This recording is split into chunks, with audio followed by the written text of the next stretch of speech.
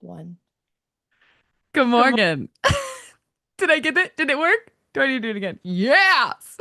Hi. Hi. Thank you so much for being here today and for joining me. Um, I'm intermittently nauseous, so we may end early because it may suddenly hit me again, and then that would be a bad thing to stay on camera for. So, warning about that. Now, hi, Wendy. Okay, today, me and my nifty whiteboard.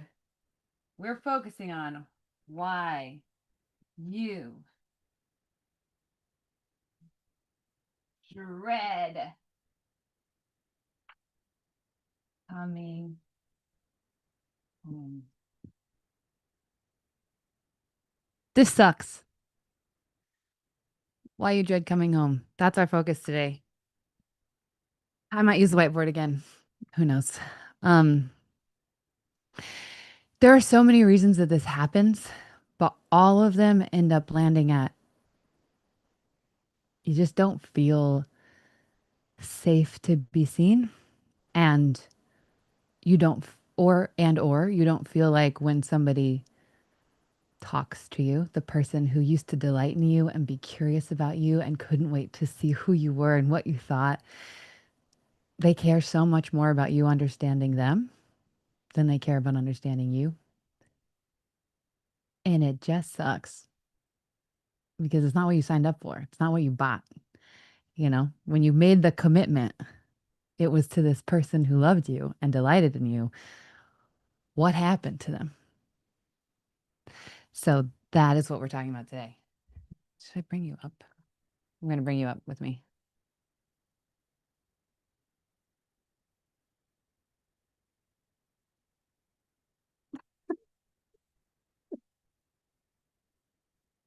It's so like, I wish I could keep a straight face longer because that would have been so funny if I kept a straight face the whole time. Oh well, everyone's got their strengths and their weaknesses. Straight face is definitely not one of mine. I created the scene method and like called it the scene method because that was me. Because I got caught in this place with Dan where I'll still get caught there. And then the scene method is how we walk back out of it.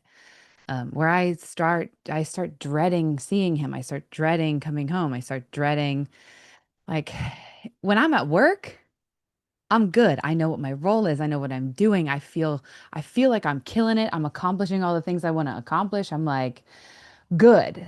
Then if I come home, I'm gonna fail.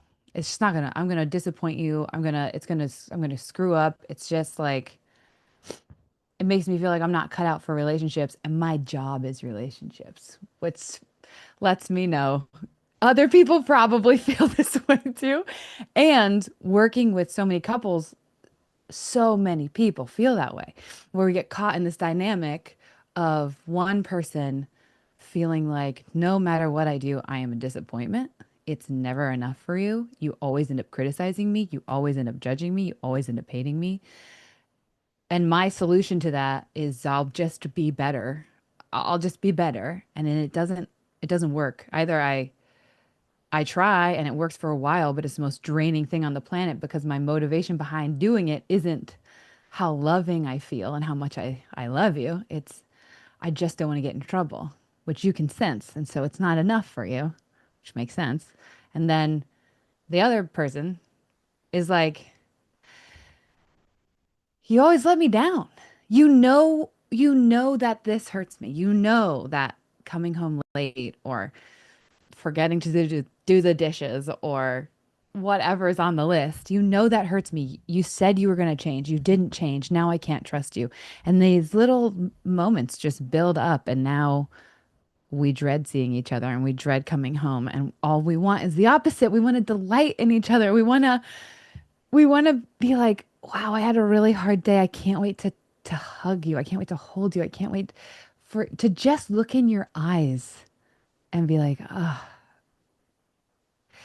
if no one else in the world can see me, at least I know you can. That is the gift of an like a really gorgeous committed relationship is this. refuge in the storm. No matter what life brings, it's a refuge. And how do you get there?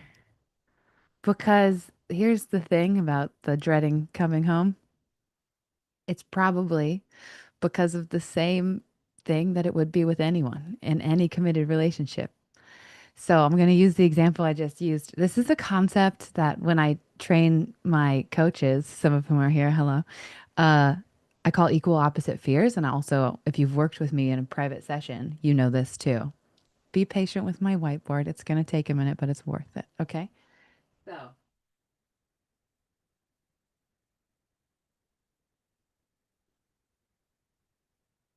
I love that when Ankit makes clips out of this, all of this like dead time is gone. Magic. Da, da, da, da. Da, da, da, da. Also, if you've never been here before, while I'm doing this, I am the one standing in front of this camera with the light on me. Uh, so it is easy to think that maybe this is just me. It is not. I can't do any of this without my incredible team. The voice you're going to hear the most is Addie. Addie is like my creative partner. If you've seen any of our sales pages, that's Addie making them magical. Most of the things that we write, the text you get, that's Addie's magic. So Addie is here. Cami is also here. Emma is here in the chat, being the heart of our group. Ryan is also popping off in there. You'll probably see Sarah and Chris. I think they're here today too. And they are just the passion that they have for this method, for helping people is like, it makes me better. It makes the method better. And the things that I'm about to teach you, I have clarified so much more because of the people that I just mentioned. So I friggin' love my team. Okay. I can't do what I do without them. Okay. So equal opposite fears. I often use Bob and Susan, but I'm just going to use me and Dan. Okay. What happens? This is why we end up dreading coming home. Morgan. Dan. Okay. If you've ever heard of the hero child stuff, I have a whole video on it and I break it down in other places. So after this, you can go watch that because I'm not going to go into a deep dive because I can nerd out on that for an hour, but that's not going to be as helpful as just getting this. So I have the fear that my feelings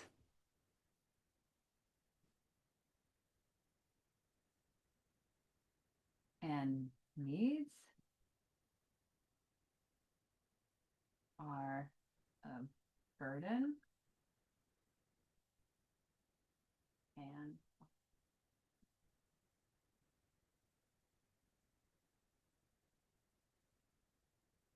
I think that's true. So I think if I share my, if I share my feelings and needs, he will think I'm a burden.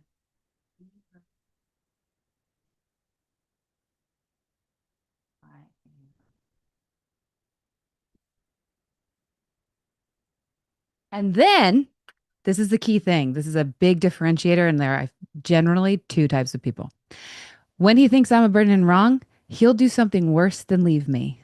He'll stay with me but hate me. That's my fear. I don't have an abandonment fear. I'm not afraid you're going to abandon me. I'm afraid you're going to stick around, but the whole time you're around, you're going to punish me. You're going to think I'm worthless. You're going to do passive aggressive comments. You're going to judge me. You're going to hate me. So you're going to stick around, but you're going to be punishing me for it. So that's what my fear is, that he will stay, but hate. That's what I think is going to happen. That's a fear that's in me. Now, Dan, on the other hand, can I like out you, Dan? I did not ask you for permission. So sorry. So let's get his permission. I'll make up your fear. Is it a different Dan? Is there another Dan named Daniel Lynn? That can't be true. It's got to be Dan. I think it's Dan. Okay. Dan's fear is if I'm not useful and helpful, you won't love me. It's a hypothetical, Dan. Yeah, it's hypothetical. If I'm not useful,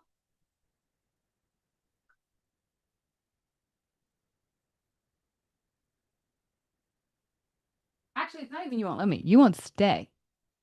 You won't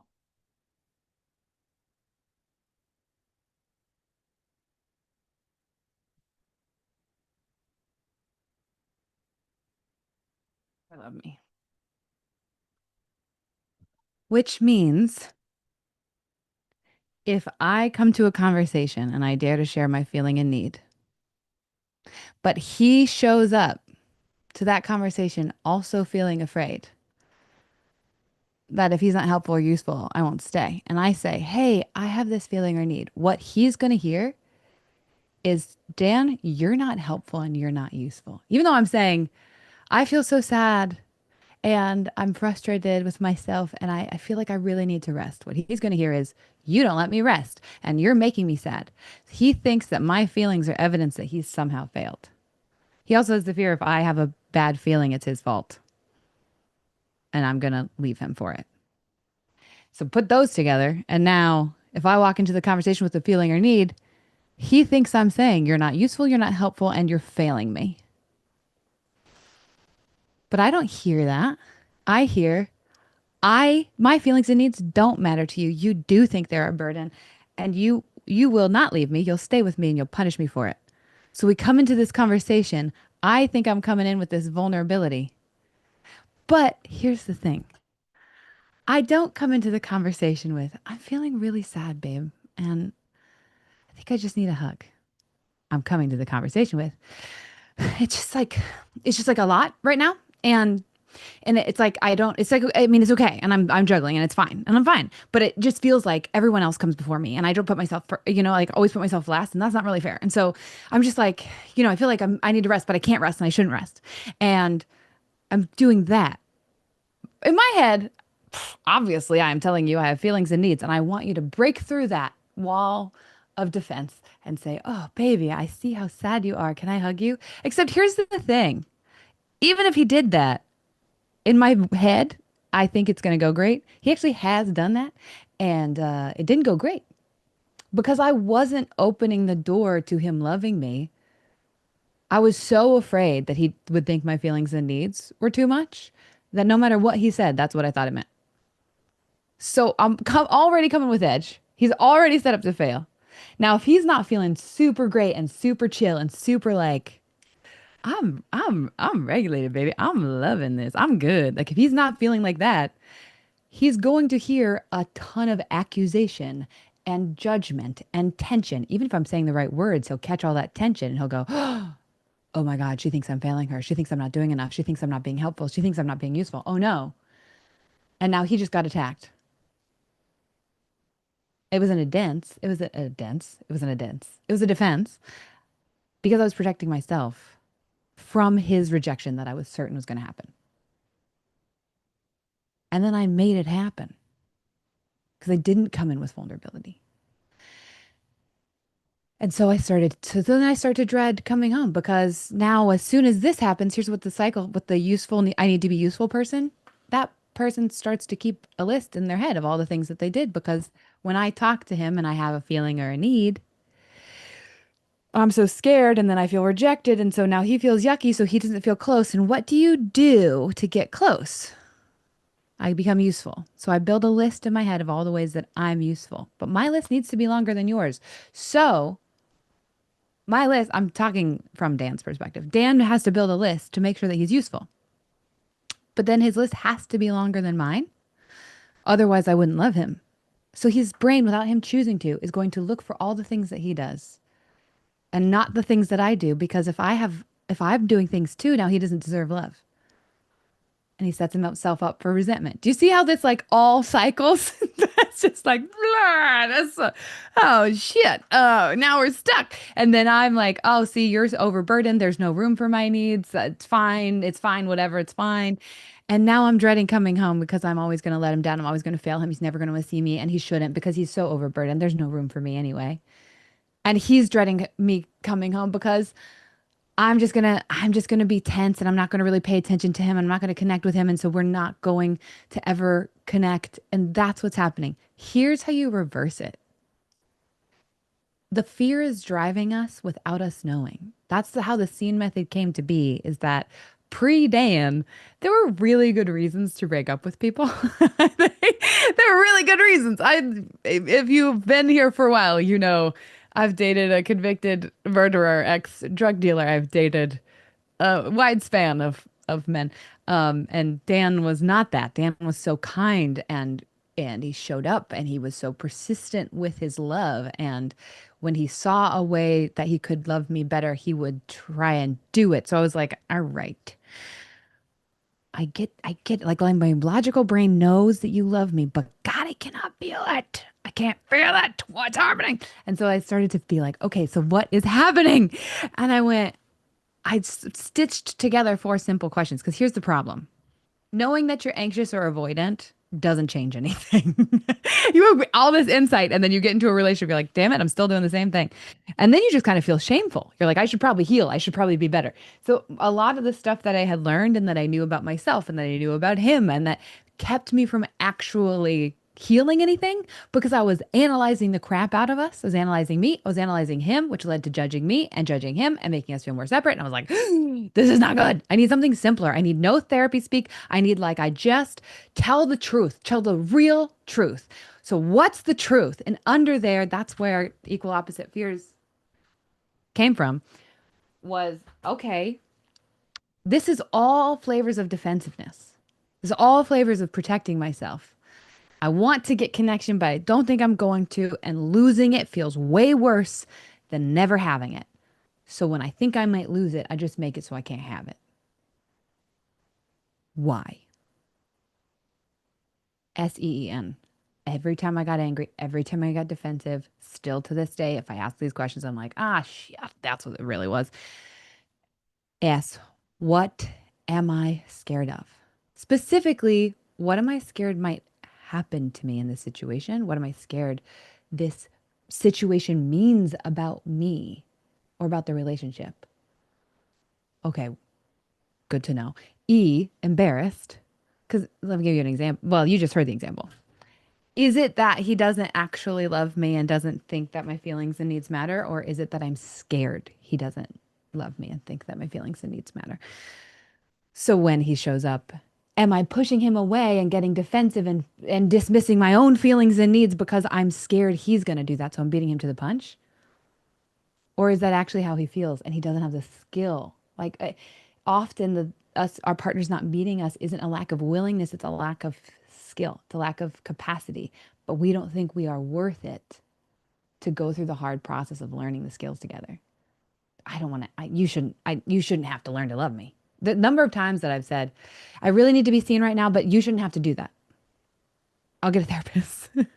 And Dan, I mean, this is one of the reasons I was like, I proposed to Dan because Dan, when I would say stuff like that, would be like, give me a chance. I don't know how, and I might be bad at it, but I want the chance. That's the whole point. And he still to this day, I'll still do that. I'll slip into it and I'll be like, ah, whatever, it's fine.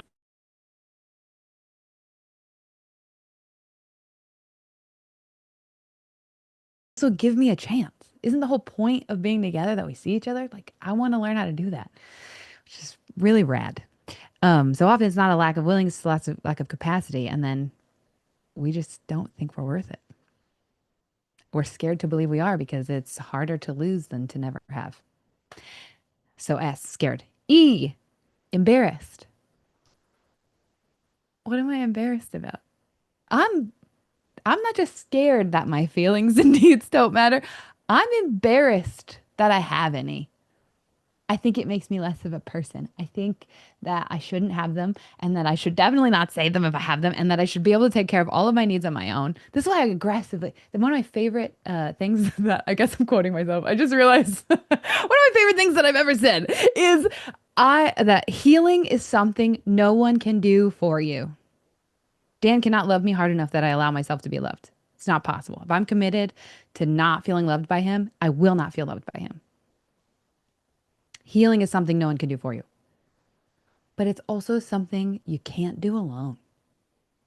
Our negative beliefs, our triggers, our traumas, they all happen in relationship. They happen in the context of being with others, or 99% of them do, which means that's where they're going to get triggered, which also means that's where they are going to get healed. Most of them have the core fear of that person's going to hurt me, that person's going to leave me, that person's not going to love me. It says something about how the other person's going to treat you. So, yeah, I got to open the door to him loving me, but he also has to love me. He also has to show up and love me. That's scary.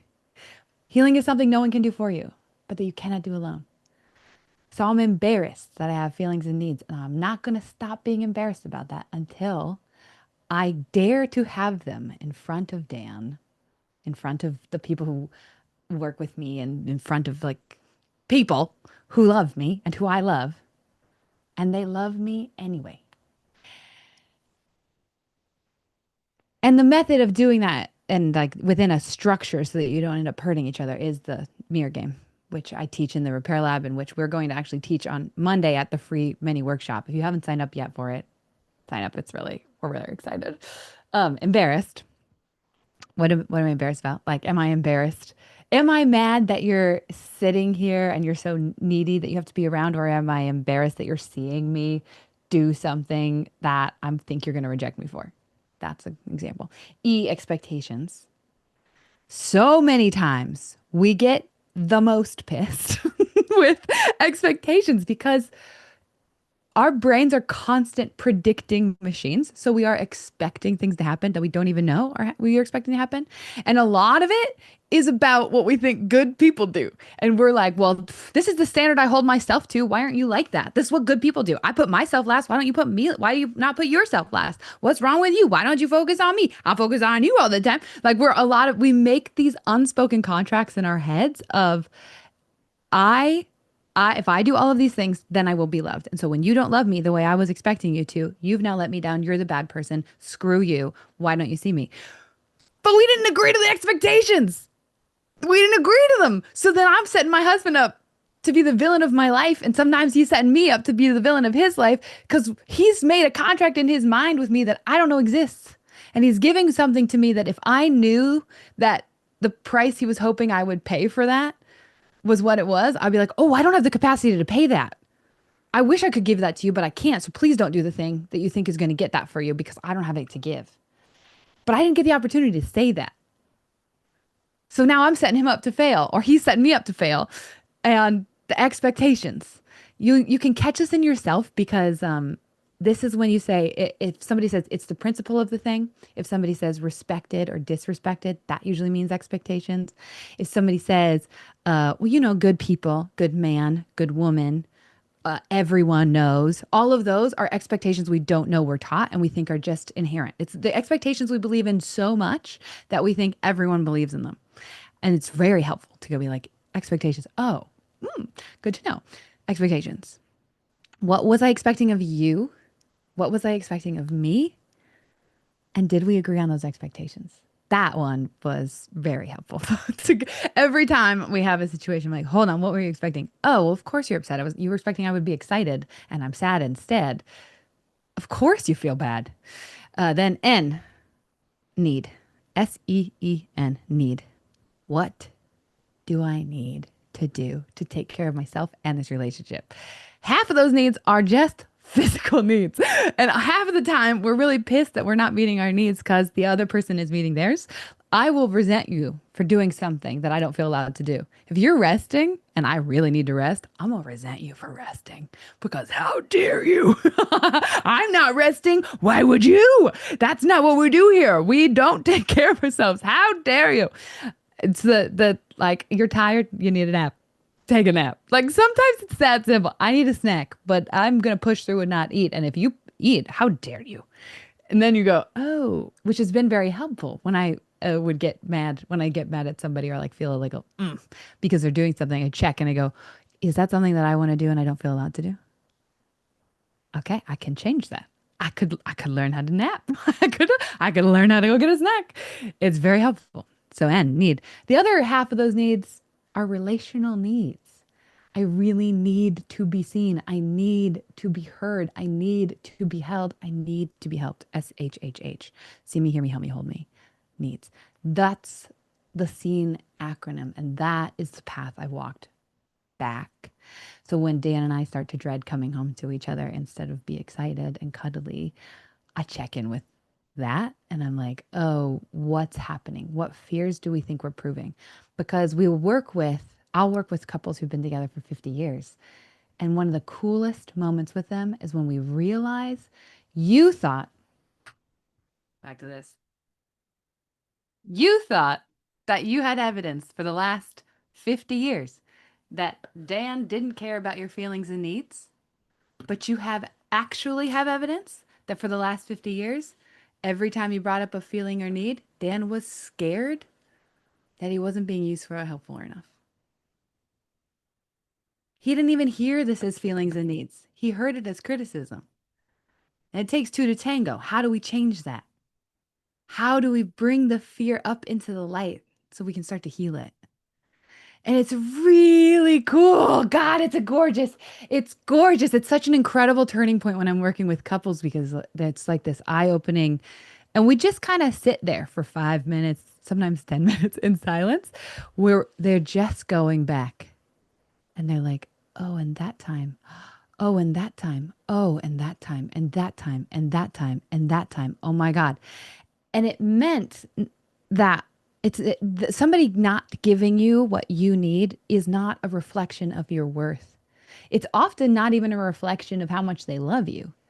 It's a reflection of their capacity and it's a reflection of their fear. And when we feel afraid, we stop being able to empathize with other people very well. It becomes all about protection and threat and oh God, oh God, oh God. And that's why suddenly the kindest person you know is like not caring about you. Like, what the hell? Where did that come from? They probably got scared. And that's not your fear to heal because you can't do it for them. You can help them in their healing, but you cannot heal for them. That's a hard lesson to learn. So that is the scene method. That is how I walk back when I dread coming home. And an important thing I really want to include here is sometimes you dread coming home because you realize you're with somebody who's never going to do this work with you. And the way you realize I was talking to Sarah yesterday. We had such an incredible conversation to explain. So when I teach the mirror game, the way that this works is really understanding the other person. So what you do is you go, okay, when this happened, I felt. So when you just shut down and after I asked you what about my feeling or need, I asked you for my need. I got scared that you don't care about my feelings or needs. And so you're just going to stick around and punish me. But I might be missing something. Where were you coming from? What was it like for you? And Sarah was like, why would the hurt person go first? And everyone asks me this. And I keep struggling to explain it. And then I got it yesterday. So I'm going to tell you now. The hurt person understands the other person first, always. And there are two reasons. One, we both think we're the hurt person. Almost every time we both think we're the hurt person. And so then there's this battle over who gets to go and be understood first. And conflict is fighting to be understood. Connection is fighting to understand. So why does the hurt person go first? Because sometimes you are with somebody who is never going to try to understand you. And they are in a victim mindset, meaning that all abusers are in a victim mindset, meaning they are certain that they are the victim of the story and they see you as the bad guy and they can't let that go. So why I have the hurt person go first is because if you hurt me and I can actually get into the state that I can be curious and really understand what does it feel like to be you? I was in a situation with somebody who said something very hurtful, did something very hurtful. It was a weird moment and it had been feeling weird for a while. And I asked I did the mirror game rough old version of this, of asking what it felt like to be him and where he was coming from. And I kept reflecting and I kept reflecting. I was like, so it was like this. So you feel like this. So you feel like this. And phrases that came out of his mouth that he wholeheartedly believed was being him talking to me. You made me yell at you. You made me do this. If you hadn't done XYZ, I wouldn't have had to say XYZ. If you hadn't, and I was like, so you feel like I just want to make sure I got this. You feel like the mean words that you just said to me were because I forced you to say them and that I deserved it and you had to say them. There's no other option. Yeah, got it. Exit plan. Now I know who that person is and they're not a safe person. That's not a person who at this moment has the capacity to grow into loving me. They don't know love. That person knows domination and control as connection. And I can't heal them for them. No, healing is something no one can do for you, but you cannot do alone. They're not on a healing journey. They are trying to get love and connection exclusively externally, and it won't work. And when they don't feel loved, they will blame me and they will punish me and they will punish me in a way that is dangerous. That's good information to know. Now, that's not a person I'm going to trust with my vulnerability. It's a person I'm going to figure out how to get away from safely. I had the same conversation once with Dan. It's like the only time he ever yelled it. Like he got loud. He doesn't get loud. He's a very kind person. And he got loud. And I was like, whoa. And I was reflecting him and I said, so you feel like I made you yell at me? And he was like, yeah, kind of. And I was like, do you know that's how abusers talk? Because he is a safe person. I could say that sentence to him. And he was like, oh, nope, nope, no, nope, nope, okay, nope. And then immediately, never again, that never, ever again, ever again happened. And immediately he was like, oh, heck no. And here's the thing, we all do that. We all have toxic, narcissistic tendencies. We have all of them, all of us have them to some degree. The difference is when somebody holds up a mirror to us, if we can go, oh crap, I don't like that. I'm gonna change. That's the difference between somebody who's safe and somebody who's not. Because all of us do that. All of us do this thing when we don't feel like we can control our feelings. We try to control other people's actions because we're certain that they're controlling us. When we don't feel like we can control our feelings, we try to control other people's actions because we think they're controlling us. We forget that the people around us do not control us, they impact us, and we get to choose what we do with that impact. And that's the toxic abusive cycle that you get into, is that you're just battling victim mindsets and the abuser will keep you in one. So you'll bounce back and forth between who's the villain and who's the bad guy. I guess who's the villain and who's the victim. You go back and forth and keep you caught in that. And instead, if you go, no one's got control over me, they have impact, and I get to choose. Even if they're controlling you physically in your body, you still have. There's a way, a safe way. Like you got to make. I mean, go to Ruth Gold. If you're hearing this and you're like, oh shit, I'm in an abusive relationship, or I need to go find whatever, go to Ruth Gold. We'll put the link in the YouTube thing.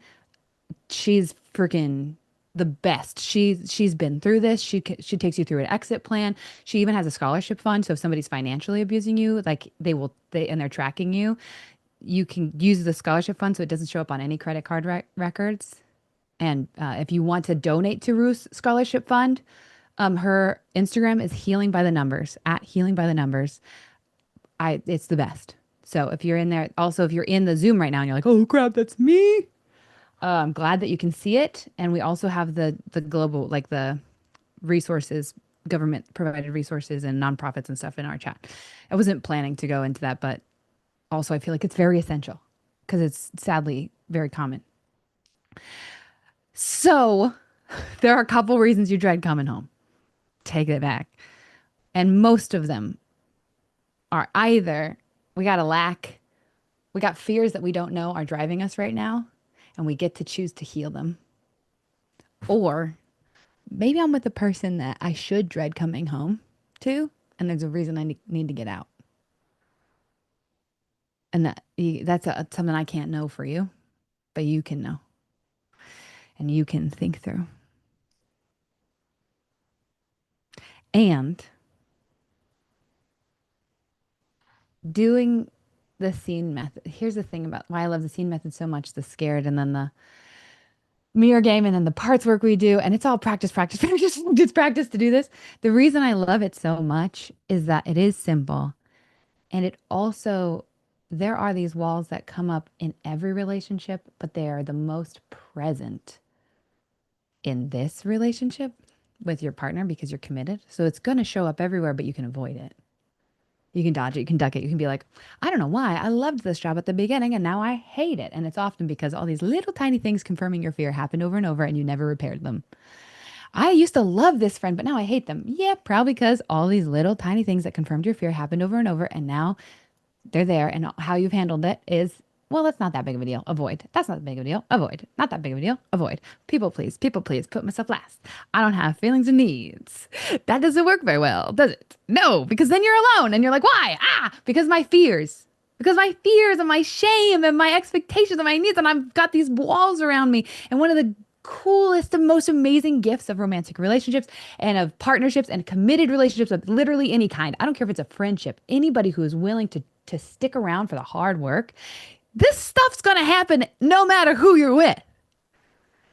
And being with somebody who's down to talk it through, to learn it, to be like, oh, let's go practice it. That's so electric. And if you don't have that right now, that is part of why you'll see on our free mini workshop is to give you a taste of this, which is the Repair Lab, which is practicing it with people in real time, practicing it with other people who are in exactly the place that you are in. So if you are single and you're working on, I want to get into my next relationship and maybe not get triggered so much. I would like to practice mirror game. I would like to practice asking the same questions. It's all practice, practice, practice, practice. You don't need more insight. If you're the kind of person who is here, you probably know a lot of the psychology and you know a lot of the stuff and you know what to say. And somehow when you need to say it, you can't. Practice, practice, practice, practice. Practice it. Show up and be seen and dare to be seen and practice.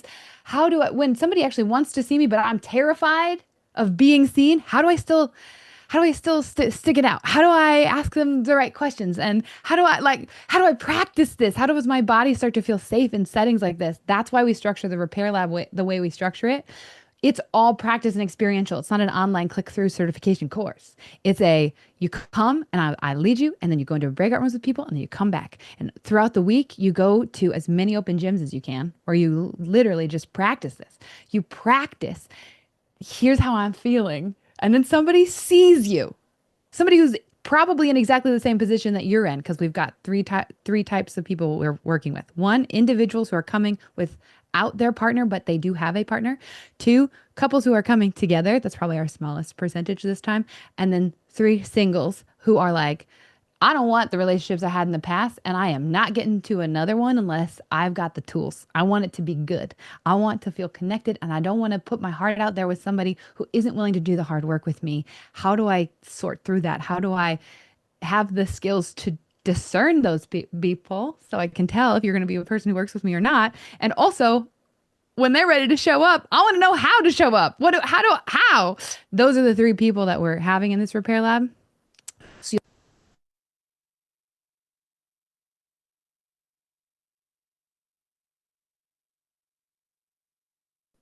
am I moving?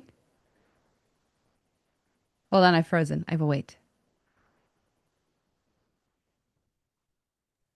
Hmm, I hear you now. Can you hear me? I can hear you. Your face, at least for me, is like in frozen freeze frames, which is Yeah, fun. something's up. Something's up with the tech. Let's see if it caught any of my That one was spin. cute. Did it work? The pictures are cute. Let's I just see. tried to spin. Oh, oh, Oh, I I'm think we back. missed it. Oh, Okay. now you're back. So in the Repair Lab is all that practice. So if you want to experience it, we're doing a sample of this is what it feels like to be in there. Let's see. Let's find out if it's even a good fit for you on Monday and Wednesday next week. I think Monday and then Wednesday. No, Monday and Wednesday of next week. But it's very interactive and it's very like you got to be present for it. So if that sounds like hell yeah, let's do it, then come, please. It's free and you get to experience it. And even if you're like, I can't afford the repair lab because it's an expensive program, you can still come to experience it because I want to teach as many people as humanly possible these skills. So please come. It's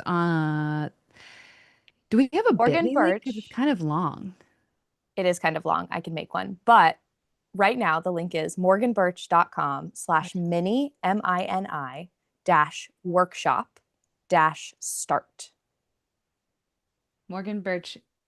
I mean, we gotta, one day we're gonna have banners too. Yeah. And those events are 11 a.m. and 8 p.m. Eastern on Monday, May 11th and Wednesday, May 13th. And they're going to be incredible.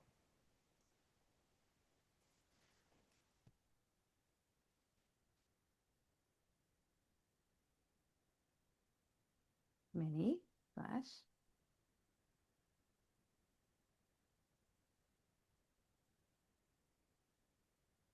Yes? Is that That's right? it. Hey. Okay. That's harder to navigate than I thought. Can you see it? We can see it in Zoom.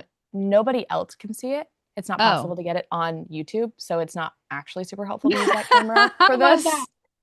this. That works. Thanks for that. Okay. I'm learning. I'm learning things. Okay, cool. That's that's what's up. That's the scene method. I went into it. It was fun. And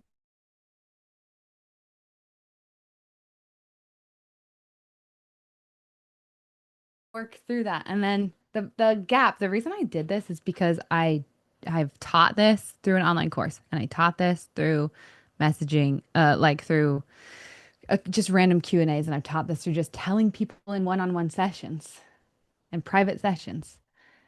And there was still this huge gap because we all learn best through experiencing it and through practicing it. And so we started doing this repair lab that you practice in real time and then you practice and then you practice and you practice. And then it became the way that people spoke and it started to become part of their like, oh, got it. Yes. Instead of they could take a test about this. But then when their partner got mad or they got mad or something went wrong, they were like, out the window. All of it is gone. So practice is the only way for this to actually get in your brain. Insight is not integration. It doesn't work. Knowing something does not mean doing being able to do it. That's actually I actually have I was talking about this phrase yesterday and then I didn't go into this, but the once you know better, do better phrase is really hard because you can only do better once you've practiced doing better. The first time you try to do better, you're going to fail. And then if you think I should have been able to do better because I knew better, then you'll spiral into shame and be like, I guess I'm just not competent. I'm just not capable. I guess this is just not something I can do. But if instead we go, if you know better, you can start to inch your way towards doing better. And by practicing, that feels so much more accurate to me when I'm working with couples who love each other so much and so hard, and yet they still keep screwing up. It's like, yeah, your body and your brain have however long you've been alive of practicing the old way you've done this and the habits you've done this. You got to practice it to get there. And if you think I should be perfect because now I know, then you're never going to get there because you're always going to try to be perfect. And how the repair lab is structured and how we like practice with each other is messy is good. Doing it is good. Showing up is good. Getting triggered is good. We have a whole thing where it's like the goal of this Ryan created it and called it mirror mirror where you it's pause practice. So you literally you try to get triggered. You're like, hey, can you pretend to be this person? And then they are that hard person in your life. And then you practice your timeout. You practice your pause script of taking boundaries and being like, hey man, I I really love you and I need to take a pause because I can't remember that we're on the same team right now and I want to. So I'm gonna go whatever. And then is it cool if I check back in 15 minutes? practicing that when you're with the person who triggers you, you're not going to say that if you have never practiced it before. So it's really freaking cool. It's so electric. The change that we get to witness in here is so much greater than anywhere else I've seen. I'm so excited about it. So that's the Repair Lab. Thanks for listening to me talk about it. And if you want to experience what it's like, come on Monday or Wednesday at the time that works for you, and you can experience it and see if it's your vibe and your fit. And now currently don't feel nauseous. So we're going to take some questions. We're going to see.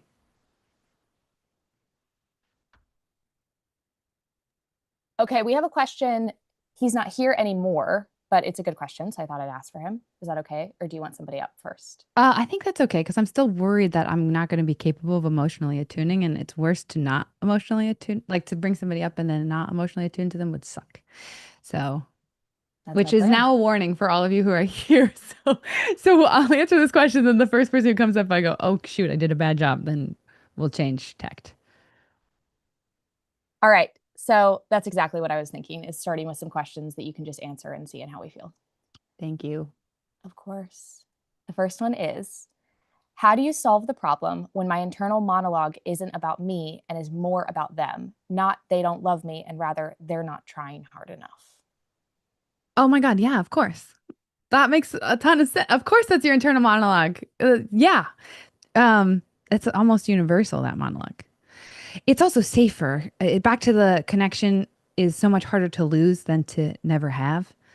It's like, well, let's just that they're just the problem.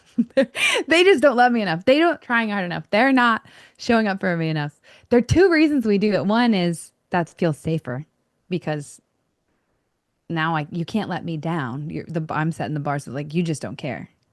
Like you know what I mean? The bar is so low that I don't have to feel the pain of losing something. I get to feel the pain of never having it, and that pain is easier. And two, victim mindset. We Most of us grew up in households that the person who was the most hurt is the person who matters the most. It's the person who gets the most attention. It's the person who gets the most closeness. So when you want closeness, your brain will ironically be like, I am very hurt by you. I am the most hurt person in this dynamic. You don't care about me. You never show up for me, and you like drown in feeling like the victim, because that makes you deserving of love. That's what you were taught. So those two things often combine for a perfect storm to make your monologue that. So you're not wrong. It's like, of course, that you're not wrong for thinking that. That's so almost universally common. All of us do it at least sometimes. And if you don't, congratulations to you. But I do. I do sometimes. And then I catch myself. I'm like, oh crap, sorry. Um, because it's very isolating. So what do you do about it? I actually go back to the scared questions. What am I scared is gonna happen to me if I dare to see what it feels like to be him? What am I scared is gonna happen to me if I understand what it feels like to be the other person? Because really, those are all barriers to empathizing with the other person. Or what am I scared is gonna happen if he really sees what it feels like to be me? Usually that's the reason that we're defensive is one, I'm scared that if I understand what it feels like to be you, what it feels like to me doesn't matter anymore. That empathy, I confuse empathy with self sacrifice. I think that if I understand your perspective, now mine doesn't matter because only one exists. So I need to have a really good story and a really good litigation and a really good, like, my story is right because otherwise it doesn't count. I'll disappear. I won't matter. So I need to have a really good story. So asking myself, what am I scared will happen to me if I understand what it feels like to be you? But also, the other side of this, and another really common thing is, what am I scared will happen if you understand what it feels like to be me? That's a huge one that a lot of us don't even know we carry, which is if you understood what it felt like to be me, you'd judge the hell out of me. You'd think I was selfish. You'd think I was too emotional. You'd think I was oversensitive. You'd think I was an asshole.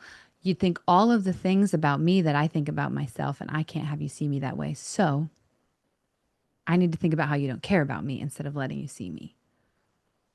those two questions of what am I scared will happen to me if I really understand you? And what am I scared will happen to me if you really understand me? Those are crazy good to answer. And then if you have your answer and you're with a safe person to start and go, hey, I just realized that sometimes I go into this whole narrative about you not loving me, and that's because I'm scared that if I really understood how you felt, I really got curious about it, this is what would happen to me. And because I'm scared that if you really understood how I felt, this is what would happen to me. And so I put up a wall and I lash out and I criticize you and I, whatever your version of those things is. Um, so that's what's actually happening here. And I'd really like to take the risk of getting curious about what it felt like to be you. And I'd love it if you got curious about what it felt like to be me too. So what was it like for you? And then you listen and you reflect. And that sounds easy when I say it. It's simple. It's not easy. Please practice it. Come to Open Gym. Come to the mini workshop on Monday and Wednesday. We'll teach you how to do it and then give you options for how to go practice it. Um, but it takes practice because there's all kinds of triggers when that starts happening. And it's very helpful to practice it with people you don't have a ton of baggage with. And the stakes are very, very low because you practice these skills. This is the other problem. This is the other reason why this is so great the way we structure this. We practice these skills with people who we have so much baggage with and so much high stakes with that we're like, we got to get this right. And so it's very easy to trigger us. It's very easy to go sideways. It's like so scary. It's like practicing. It's like suddenly being thrown into an NBA game after you've never played basketball and being like, go, win, fight, and that's you're gonna fail so epically and the stakes are so high you're taking the whole team down with you. It's like, wow, that's not good. Let's get you onto a court in the playground of your local park with some other folks who are also learning and somebody who knows how to play popping in and being like, oh, just try this, try that, good, good, good, good, good, now I've got practice, so you got to start with the low somewhere where there's low stakes to practice these skills before you go hard with your partner most of the time, which is why we do what we do in Repair Lab and what you'll experience at Mini Workshop.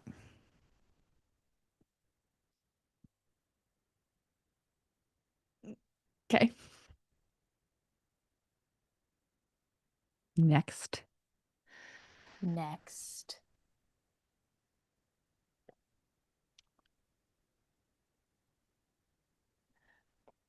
We had a cool question, which was, how do you find out what both of your core fears are? Which is what we do in the Repair Lab constantly. Yeah, yeah. You use your scene method and you notice if you use the scene method, you can notice your pattern and you can notice it. Like, what is the thing that I seem to be scared of the most? You can track that and realize, oh, that comes up a ton. That helps. Often it is very helpful to have an outside person supporting you. So the next repair lab we have the big group that I lead and then a small group. Each person is part of a small group that you see every week, which is very helpful because then you're practicing with the same people over and over again. And at some point you can say, are you noticing? I'm thinking this is my core fear. Are you noticing that too? What are you thinking? You and your partner can figure it out together. If you're coming with a partner, you and the other people in the group will start to figure out each other's and help each other. If you ask, you can be like, here's what I'm thinking. Can we workshop that together? What do you think? And you can start to figure that out together. But it's really hard to just know it or to just guess it or to just think it because it's so in the relationship that you don't even realize it. So it's really, really helpful to have a mirror of the people who are practicing with you, be that a partner, a family member, the singles who are in the group with you, a friend, whatever, but that are practicing this. That's how you really need other people to help you with that one. That's hard to just know. That's my, yeah. You can do your best, but it's very helpful.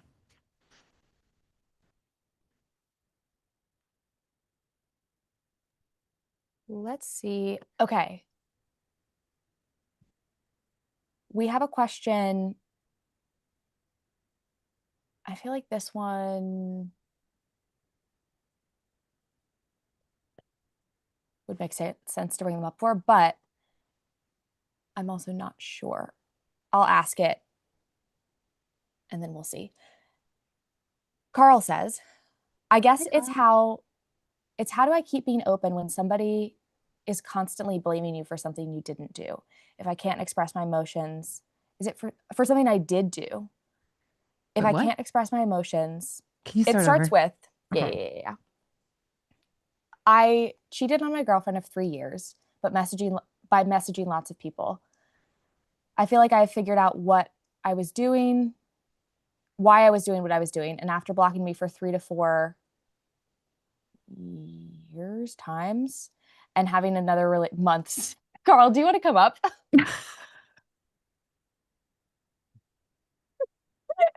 3 to 4 months. It's also a Um, very vulnerable thing to share, so I get it if you don't want to.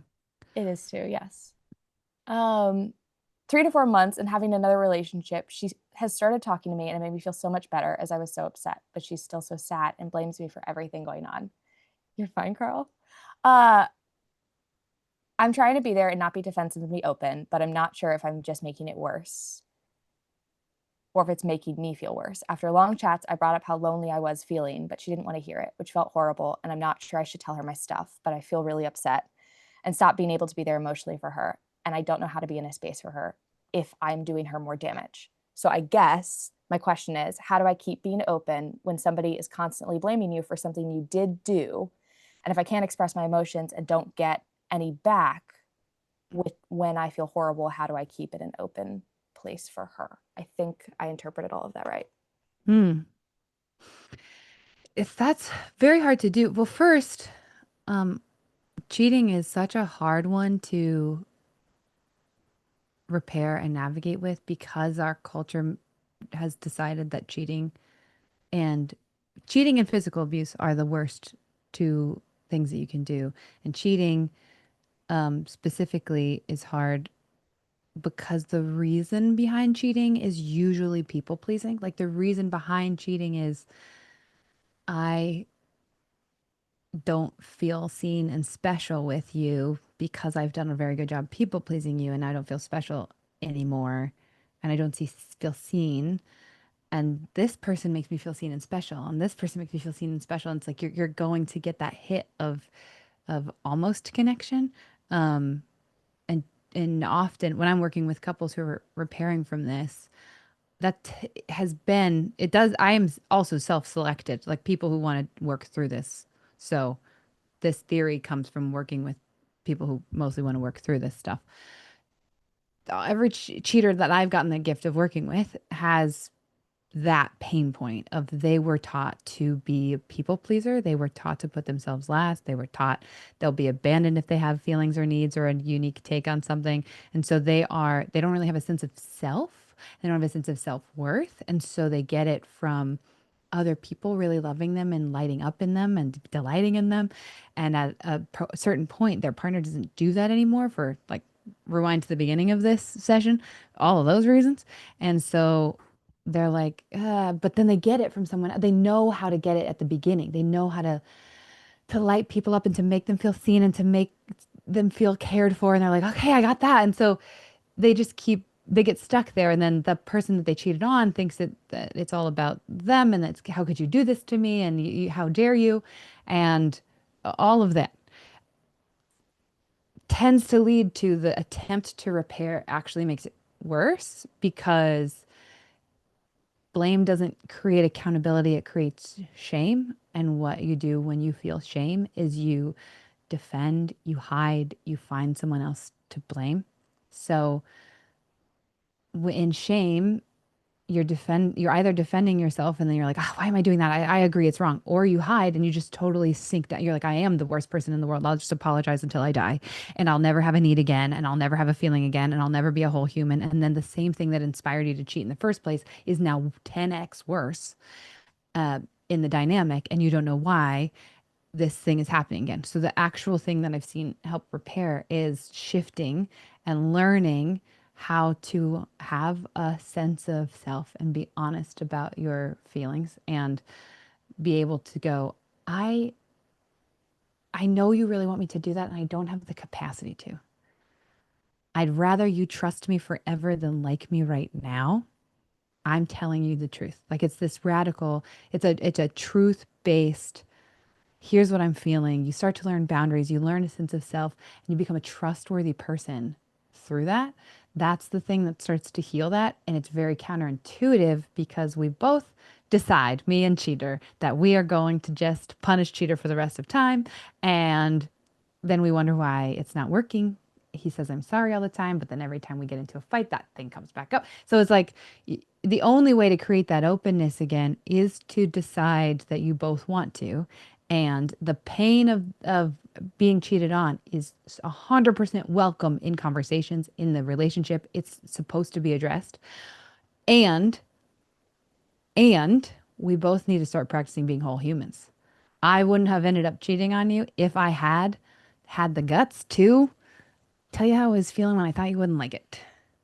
If I had the guts to have feelings and needs, if I had the guts to, like, there are all these skills that you just didn't learn, you didn't get taught. You got taught to wow people and people please them, and you didn't have those skills yet. And so you end up having to build those skills with the person that you cheated on, which is so frightening. I just had a tech issue. Give me a second. Sorry. Um, So all that to say, going back to keeping it open, if you continue the dynamic that created the cheating is the one that you're painting a picture of right now, which is you don't get seen and you don't get heard and your feelings don't matter. So it will be very, very hard to create an open space for her. If you want to remain friends with her, that works. Get that need filled from other places. And you just know that need's not going to be filled by her.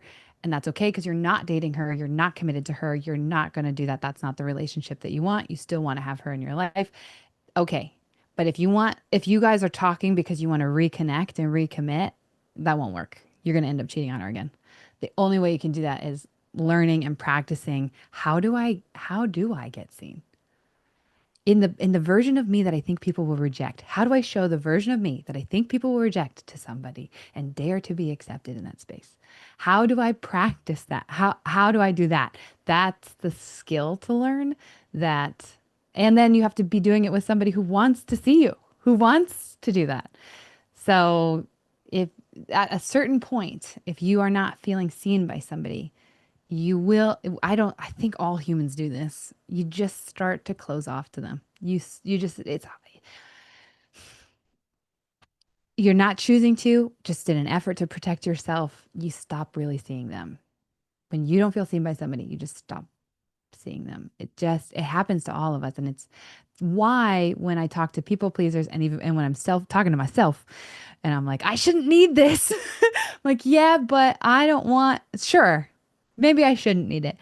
But guess what? I do. And if I don't give the people I love the chance to love me, to see me in moments that I think they'll reject me or I think I'm being too much, I will resent them. I will pull away from them without choosing to. And because I don't want to resent them and I don't want to pull away from them, I'll just pretend to be happy around them. And then that will exhaust me. And then I will resent them and I will pull away from them. There is no other way. I have to let them see me. So, and the only way to learn to do that, in my experience, is practice, which is why we have the repair lab set up the way we have it set up. So you go and practice, practice, practice, practice, practice, practice. Practice it. Practice being seen. Practice sharing your real feelings. Practice saying boundaries. Practice pause scripts. Practice like being a whole freaking human with people. And then that'll change every relationship. That's my answer. Thank you for the question. My heart goes out to you. It sucks being so painted, having done something wrong, but then being doomed to be like something that you don't like that you did, but being a villain for the rest of your life in your relationship is a very specific type of pain. It sucks.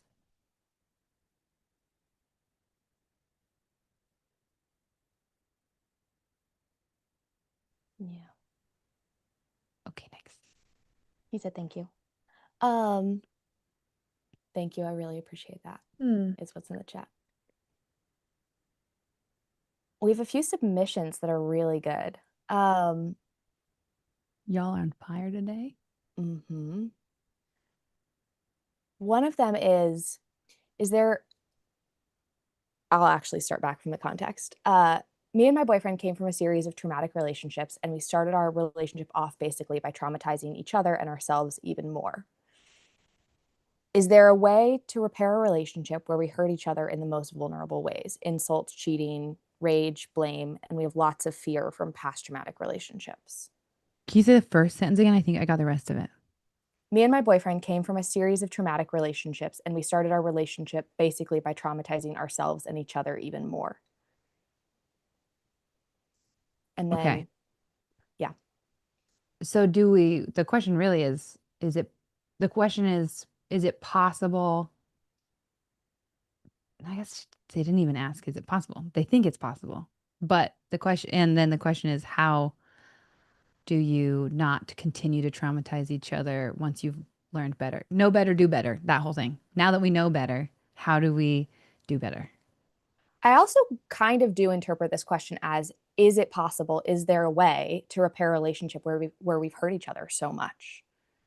Is it possible? And I wonder if there's also, this is just me, but suggestions going into relationships when you have past trauma. I think also this person's question is it possible to basically stay in repair? And also for other people who are in this situation and coming in with lots of trauma, how do you start new patterns? How do you identify them and not enact it onto a new partner? If you have thoughts on that. How do you, I almost need these written in points because we got points now. Okay, Um, point one. Thank you so much. Yes. Okay, go. Point one. I'm asking, is there a way to repair a relationship where we've hurt each other in the most vulnerable ways and we have lots of fear? Yes. Next. I will explain, but yes, keep going. Point two, how do you start a relationship when you've had trauma in the past and not enact it again in a new relationship? Okay, great. Love. Those are the points. Ah, that's great. That's not too many. Okay, great. Sorry. One of those days. Um, Not sorry. We did great. That was perfect. Thank you. Okay, so we uh not how to start. Let's go back to can you? Yes, you can. It's very hard.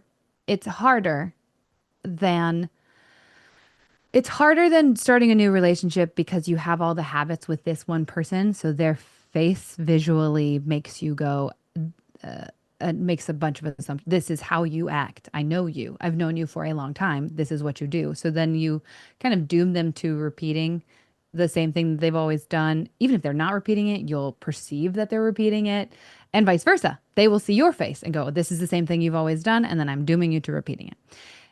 And there's a certain level of that I'm like, sometimes I advise couples to well, I guess I try not to advise, but I guide them through a series of questions where we land at the answer to separate for a while and maybe and with the option of divorce, if they're open to that.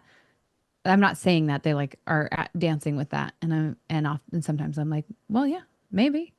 And maybe you need to go interact with other people and date other people and see other people and notice your fear coming up with them and practice that. And maybe you don't even date other people, but you separate for a while and it's all, let's go practice with friends and see how I act with other people. And can I kind of have this healing period of seeing yourself in other relationships and then slowly reintegrate together as you come back together and you're like, okay, we're gonna like we've never met before. I mean, your all your stuff's still gonna be there, but the same pace of we're gonna go on a few dates and then we're gonna spend a little more time together. And then once we're getting really like, okay, consistently we're doing the new habits instead of the old habits.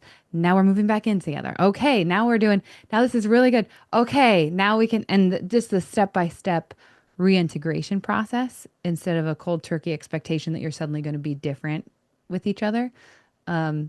I've done that with some couples. Worked with some couples who do that. I've had others that just don't want to. That's really the only difference. You both have to want to. You both have to want to. If you both don't want to, don't even try. You're just gonna, well, I guess you can try. I shouldn't say that because sometimes you need to try for a while to figure out the other person doesn't want to. But once you hit the point that you're like, you know what? I'm the only one who wants to.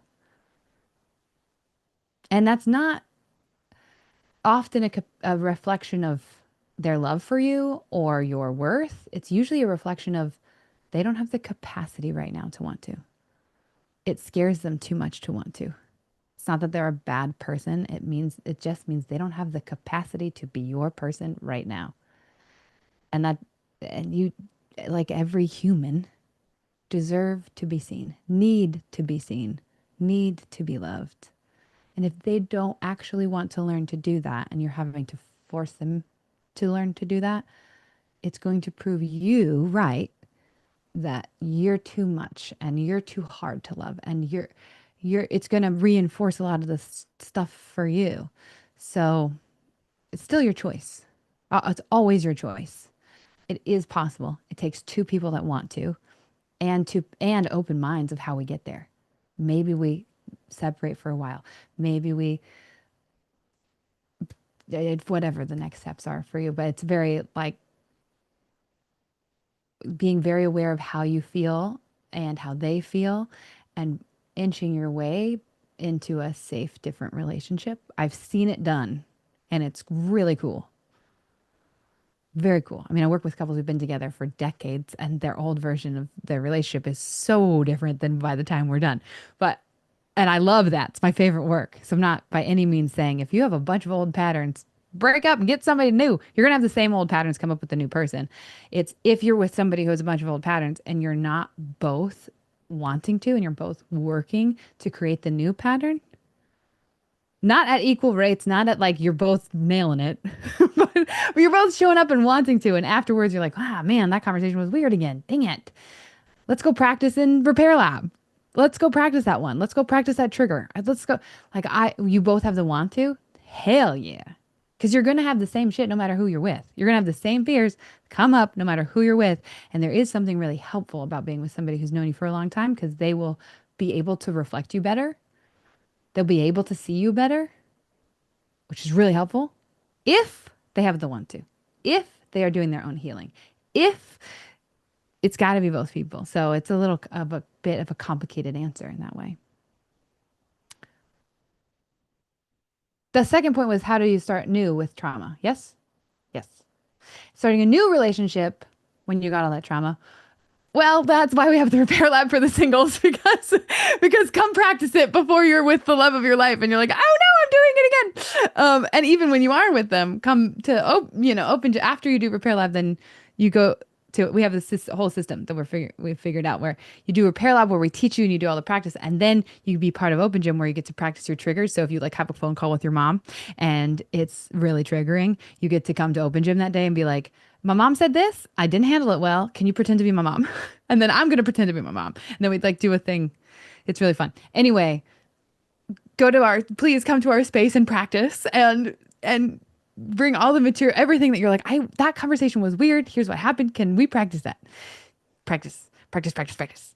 Um, but it's going to happen. You're going to have the triggers. No matter what relationship you get into, you're going to have the triggers and you're going to have the fears and you're going to have the stuff. And it's the choice of, are you both willing to work on it? Do you both want to work on it? Do you want to show up and work through the hard stuff together? That's the real thing, whether it's with a new person or the old person. I am not entirely confident that I answered both of your questions. I feel that I went a little tangential. Um, may I have confirmation that I answered the question?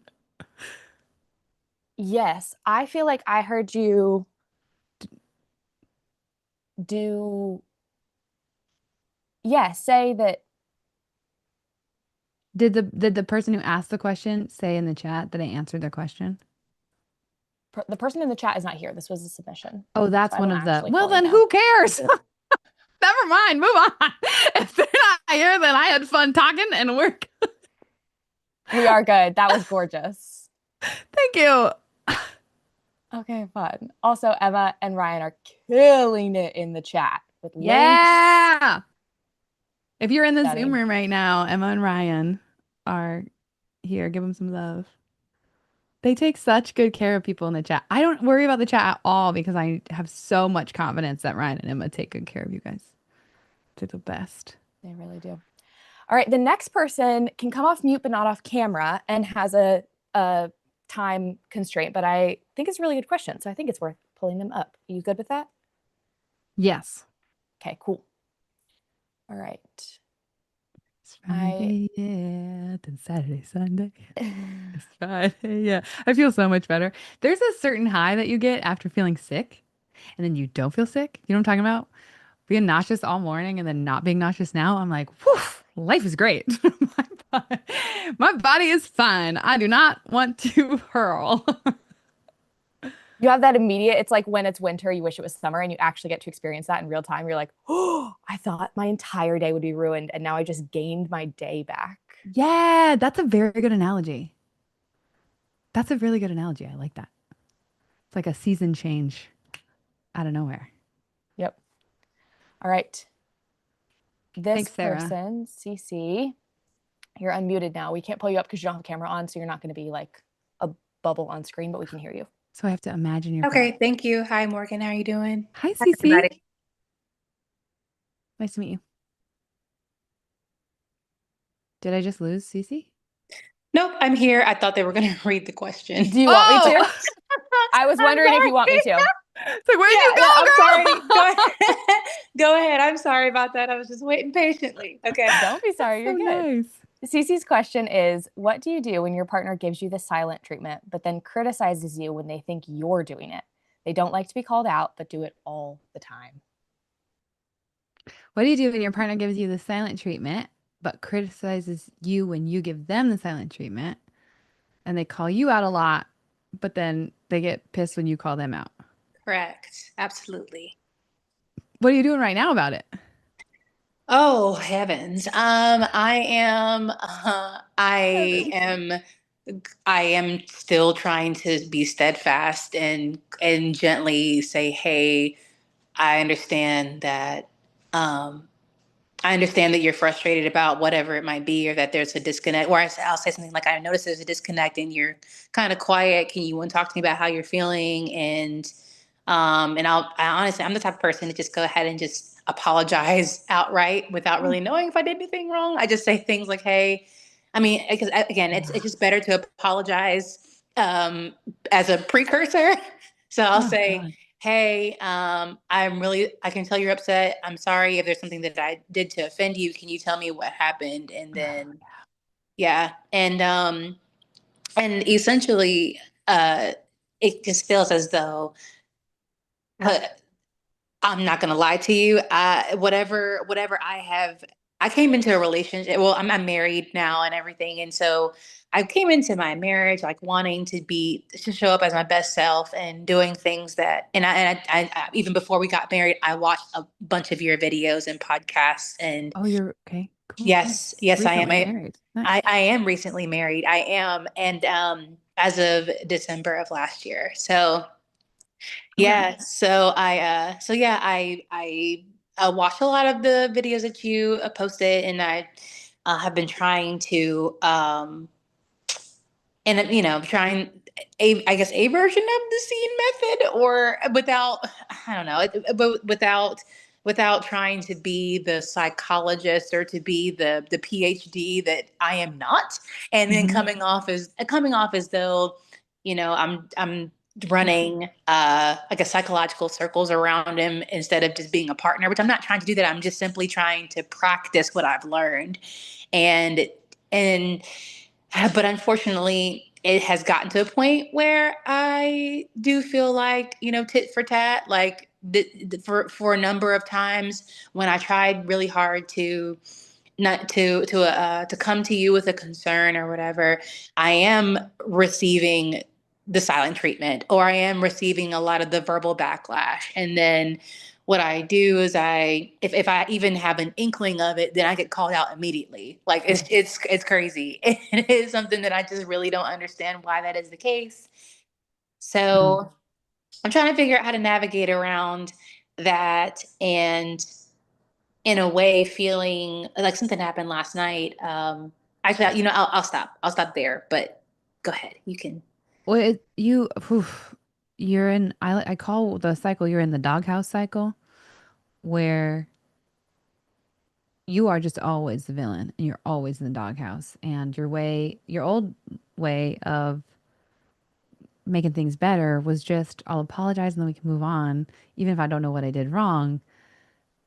And then for some reason, he gets more and more sensitive to things. This happens a lot. Like people will come into my sessions and so confused because in this version it would be him being like, I don't know why I'm more sensitive than ever. It's like she can't do anything right. Like it just I'm always mad, and it I don't know. I don't want to be this mad. I don't know why I'm always this mad. So she must be doing something wrong. And of course she is, because she keeps apologizing and she knows she's doing something wrong, but she's not changing.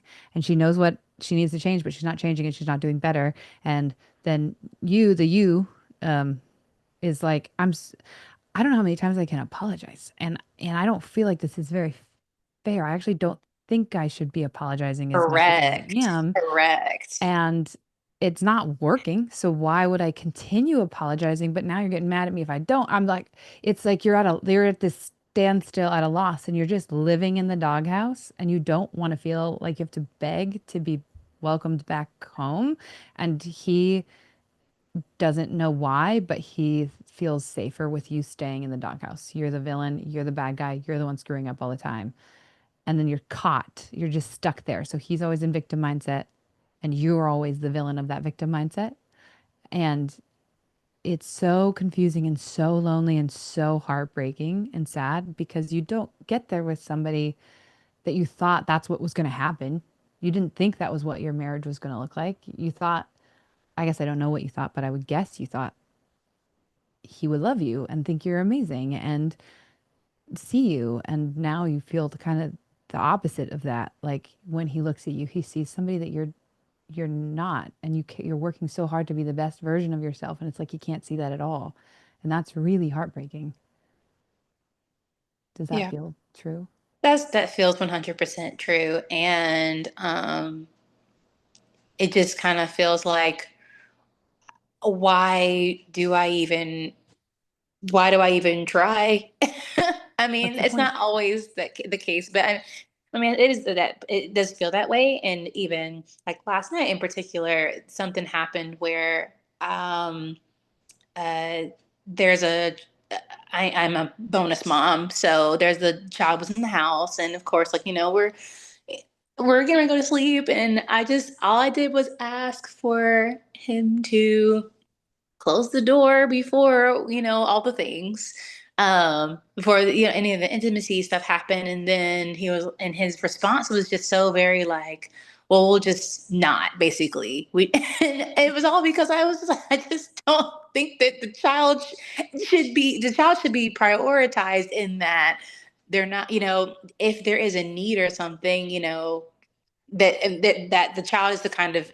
is a child. They come in when they Yeah. need something and all the things, and I get it. I mean, that, but I was like, okay, for my own privacy, you do that. And then his response was, he asked me what was wrong, and I was already physically in pain because something happened to my back or whatever. So then I said, hey, well, my back is hurting, so maybe my pain is distracting me. But also, when I really need you to close the door, like before we become intimate in those capacities. And his response, and he was like, well, why didn't you say something? I said, because I have said something for a while now. Every single time I like have to tell you that. And I said, well, I don't want to reject you. I also need to know that I can be comfortable when we're being intimate and stuff. And his response was, "Oh, so you're just gonna give up. You're just gonna just quit." And I said, "Well, I'm not quitting. I'm simply, yeah, I feel like I'm acquiescing to something that I'm uncomfortable with, and I was hoping that you would care about it." Mm. And yeah, at the end of the day, what it feels like is just these continual feelings of, your feelings just don't matter, and your comfort doesn't matter, even though and out of all of us, well, out of the two of us, I won't say all of us, but out of the two of us, I'm in a very awkward position. Like, I'm in a brand new home that wasn't mine. and I'm family situation. Like it's a lot of things that I feel like have been ignored. And that's just one of them. It's like you didn't have the courtesy just to hear me. Yeah. So now today, this is usually when he gets upset, I don't hear from him all day. And it's one of those things like today, I haven't heard from him. And that's what I mean by the silent treatment. But the times when I've done it, he's gotten upset and called me out on it. So Mm, sorry. yeah. I feel like I'm the one client that makes you speechless. No, I'm just feeling for you. Um, I'm feeling for you. It's not in, I wish it was less of a common situation that you're in. And he's not here. So I'm not going to make assumptions about who he is or his stuff. I'm going to hold myself back from that. But I hear so much, um, I hear a lot of keeping the peace and sacrificing yourself and your needs and your feelings. And I hear a lot of trying to get him to see how he's affecting you, which, of course, like in a relationship, you want to see how you're both affecting each other. And then he's not doing that. He's not doing that. He's not seeing it. He's not understanding or trying to empathize. It sounds like he's feeling really defensive in these moments, or at least coming across as very defensive in these moments. Yeah. And then right now, it sounds like your only options are to either explain yourself or just give up and say, I'm sorry. Right. When you're supposed to not have to over explain, or that's even a trauma response too, to have to over explain yourself. But I Yeah. feel like if I over explain, it's still not understood. And if I under explain, it's, well, you didn't even try to explain. It's like, You're, bruh. I hear that you're in a dynamic right now that he, you have to be a villain in order for the relationship to work. You're in a function, you're in a relationship dynamic right now where you have to be the villain in order for it to feel safe, in order for it to feel comfortable, in order for it to feel like that's the dynamic you're at right now. Yeah, but that's not why I got into this relationship. Of course, you No, know that. no, but that is the dynamic. So no matter what you say, it sounds like we're looking for the negative intention. You can't repair with somebody who doesn't actually want to repair and understand you. If if their intention is to make sure that they're not to blame, then that means they're in the blame mindset. So they're going to find somebody else to blame. And that's going to be you because there's only two people. So Yeah. they're not going to try to understand and feel you because they don't have this skill. Again, it's not a reflection of how much they love you. It's not a reflection of what you deserve. It's I am so afraid to be the one to blame. So it better be you because somebody's to blame. It better not be me. That's a blame framework. That's the primary thing that when we do repair lab and when we do the scene method work, it's all getting out of blame framework. So if you listen to earlier when I'm explaining the fears and the embarrassments and all that stuff, what we're trying to figure out is what does it feel like to be both of us? Not who's right and who's wrong. Who is to blame? Who cares?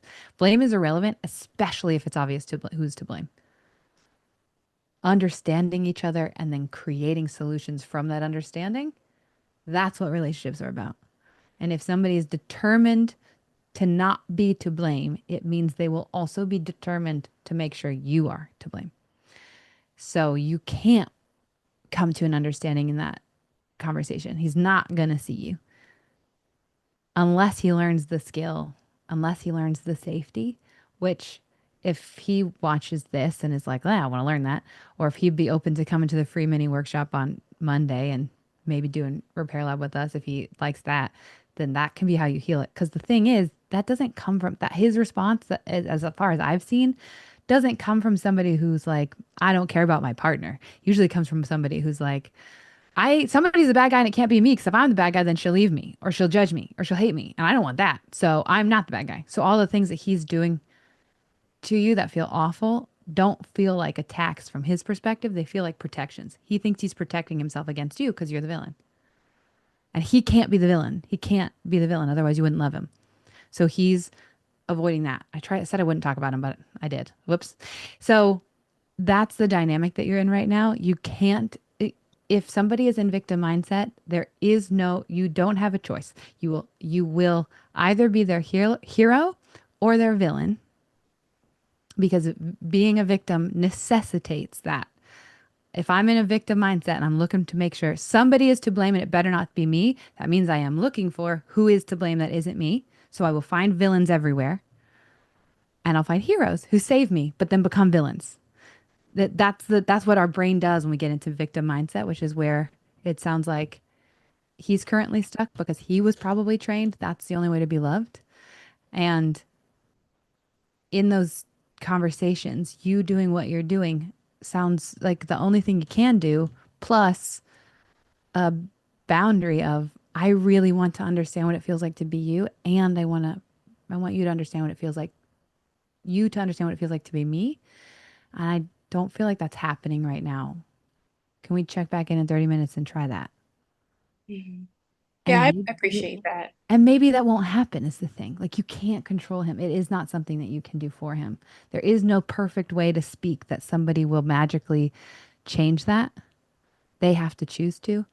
So it What just do you, sucks. if you don't mind me asking, what do you do when if if the person you're speaking to says like that intentions don't matter? Because you mentioned intention, and I mean I feel like intentions matter in relationships. They don't come. They of course they don't alleviate impact, but they do matter, you know. And Yes, I have been told that intentions don't matter. oh, okay. Well, it's a very common thing to believe, and it's not coming from a cold-hearted place to believe that. The But victim villain mindset. it is coming from victim mindset. Okay. That's just a fundamental difference. If I say intentions don't matter at all, then only feel safe if I'm the victim. So your intentions can't matter. I can't care about your intentions. I can't reflect you back. I can't understand where you were coming from because I'm the victim, and that's the only person who matters in this dynamic, which means that I will always make myself the victim. Intentions do matter. One of the hot takes of my, again, you can rewind to the beginning and you can watch me talk about this, but why the hurt person, the person who thinks they're the victim, reflects first is to check, am I actually trying to regain connection, or am I trying to prove that I'm a victim? Because if I'm trying to prove I'm a victim, then I'm treating you like my enemy. So how are we going to feel connected? We're not. And also to check and see, do they actually have bad intentions? Are they actually trying to hurt me? If they are, then that's a very different next step than if they weren't trying to hurt me. Now we're on the same team for, hey, neither of us wanted me to be hurt. Let's understand how this happened. What did it feel like to be you when you had good intentions and then you still hurt me? How did that happen? Because we can problem solve that. If you had, and then if I got hurt and you're listening to the pain and how it happened, now you have better data for how to not do that again and how we can work together to make that not happen again. But if if I say intention doesn't matter, I am setting myself up to have the same impact over and over again because I never got curious about how you with a good intention still ended up here somehow. It wasn't the thing you wanted. You didn't want to make this impact. So let's figure out how, as a team, to make this not happen again. I'm not doing that. I'm like, I need to be a victim. And so I'm treating you like my enemy. How are we going to feel connected? Mm-hmm. Which is all talking at him, and he can't hear me. But Okay. but you can't do any that's the hard truth of it is you can't change that in him. He has to see it. He has to realize it, and he has to make the choice to stop needing to be the victim. And if he doesn't make that choice, then you make decisions based on what relationship you want to build and if he's going to build that with you. I would have if you want a clear, practical next step, I would have a Vic talk. That's what I call it. Vision, invitation, collaboration of, hey, this is a pattern that I'm seeing, and this is the vision.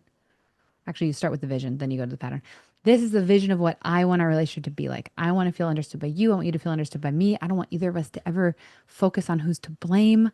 I want us to actually be a team and believe that we're on the same team and like lay out your vision for what you think the relationship could be like.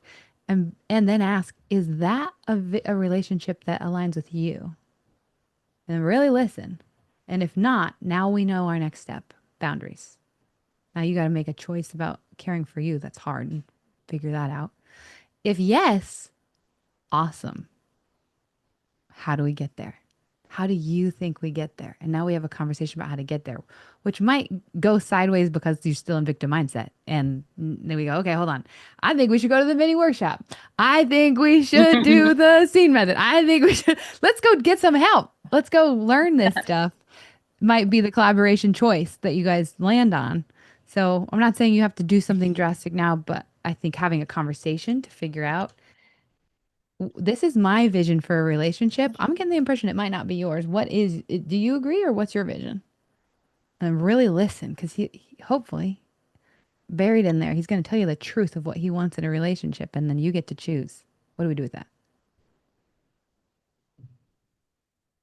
Okay, thank you. I appreciate your help. You've been very helpful. I'm glad. I'm so sad. I hate that dynamic. If it's any help though, I did get there. Dan and I got there. We both took turns. I was the you and I was the him, and Dan was the you and Dan was the him. That At is one point. comforting. That is comforting to hear that there's a way out.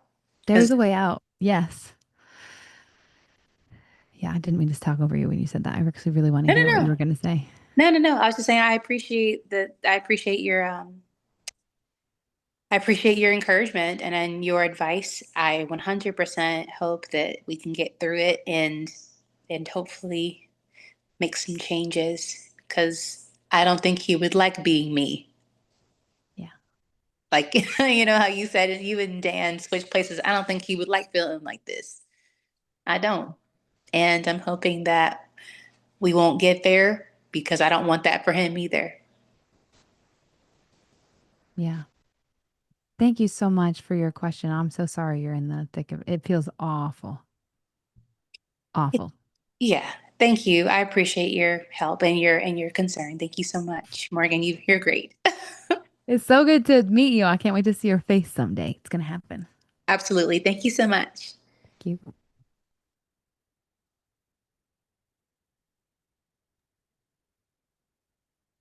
That was great. People loved the victim villain. Uh, It, it really helped people. oh, I'm so glad. Yeah, I'm realizing I need to talk about it more. Can I we got a take question. a 5. break so I can grab lunch? Yes.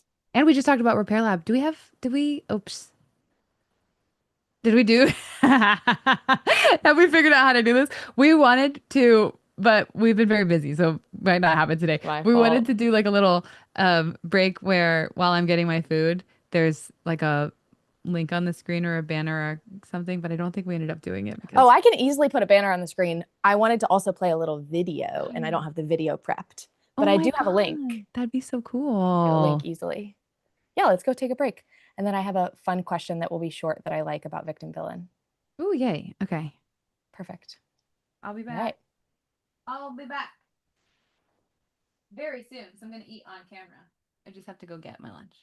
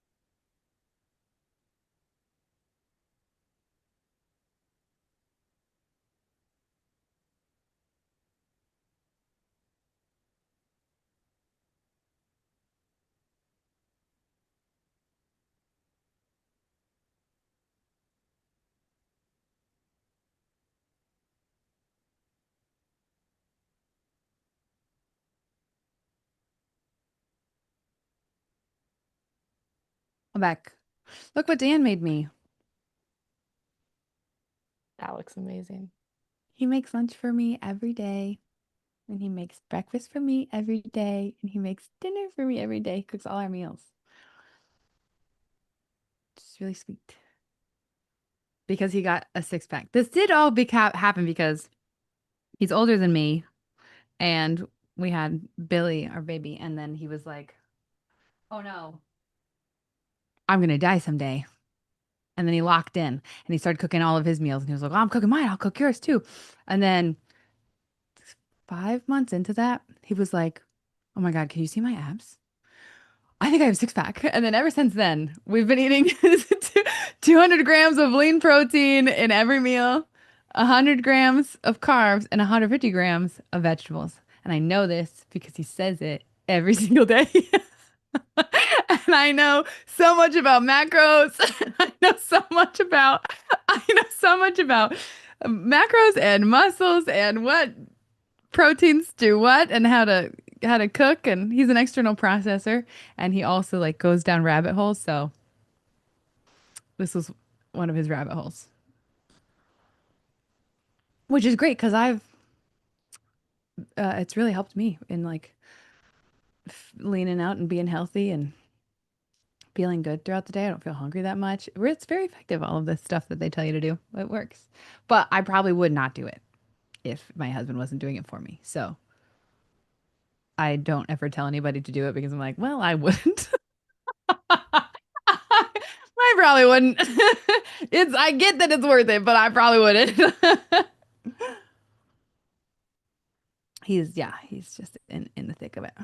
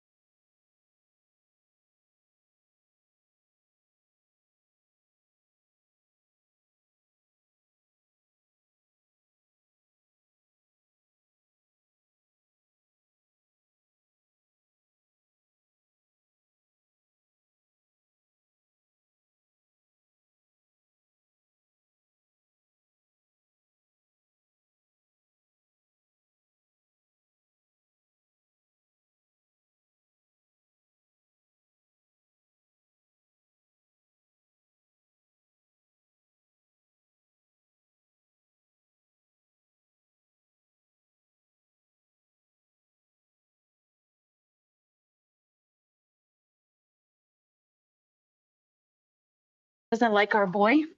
So she hatched. She has four hatching. Four hatched. Four hatched. More hatching. Yeah. So it's That's good so fun. sweet. Yeah. It's I grew fun. up on a farm in Iowa, and we had, well, my parents were not farmers, my grandparents were. It was just cows, pigs, corn, and soybeans. But everybody who had chickens was like terrified that the chickens were going to get killed because it's very easy for chickens to get killed. And nobody had turkeys. So I'm really surprised by the turkey. Oh, we lost her.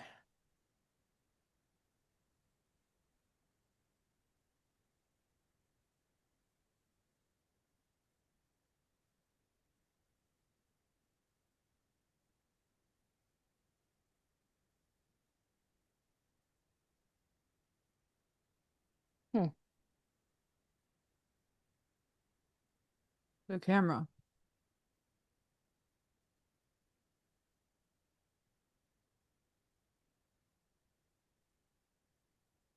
Everybody in Zoom that is multitasking, what are you doing? I want to know what you're doing. Yeah, but what do you do for work though, Gio? More details, please. Oh, we're getting a tour. Are we getting a tour? Are you about to tour us? No. Okay. Well, that was teaching, and you're at lunch. Fun. Pretending to work. Fair. Folding laundry. That's a good one to do. Customer service.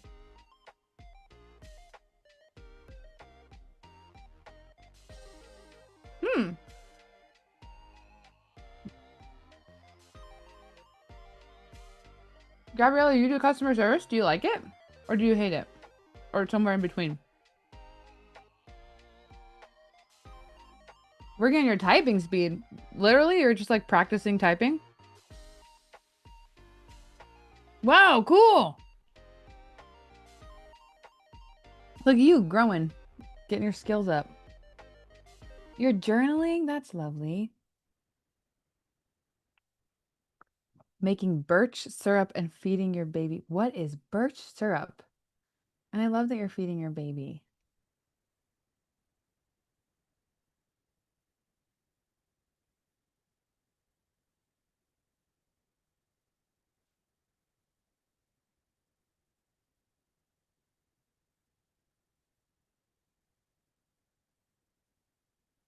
Monica, you're painting a closet right now? That's cool.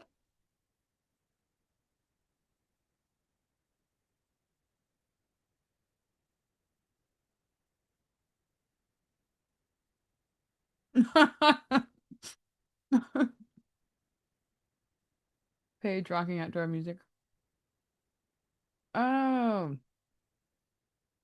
That's what happened.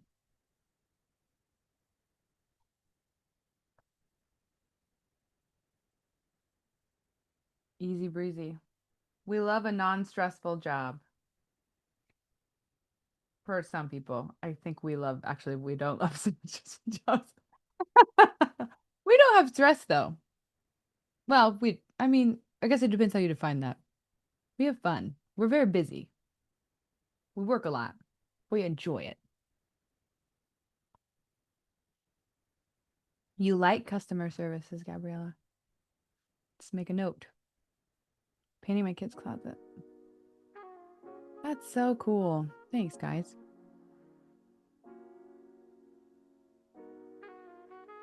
Okay. I'll finish it later. That's enough for now. Do I still have my teeth?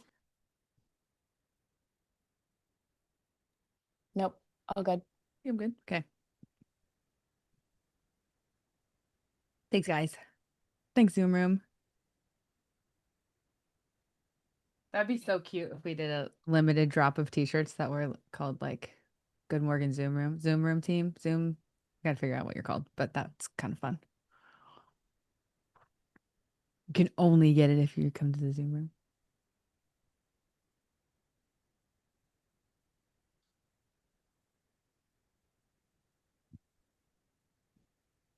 All right.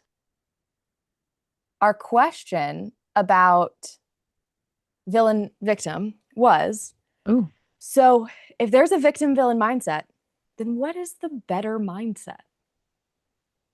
Oh, That's the question. what's the name of the better mindset? I just call it curiosity. But it's technically any question is curious, but I I'm still trying to figure out the word for it, but it's acceptance. It's like curiosity with the destination of acceptance. It's believing that the work of a relationship isn't changing each other or even changing yourself. It's acceptance. And from acceptance is where growth actually comes. Like most of the work that you do that is self-work on paper looks like I'm changing myself, but most of it is I'm accepting the parts of me that are defensive, which lets them be less defensive, which lets me be more open and curious. It's most of the change comes from acceptance.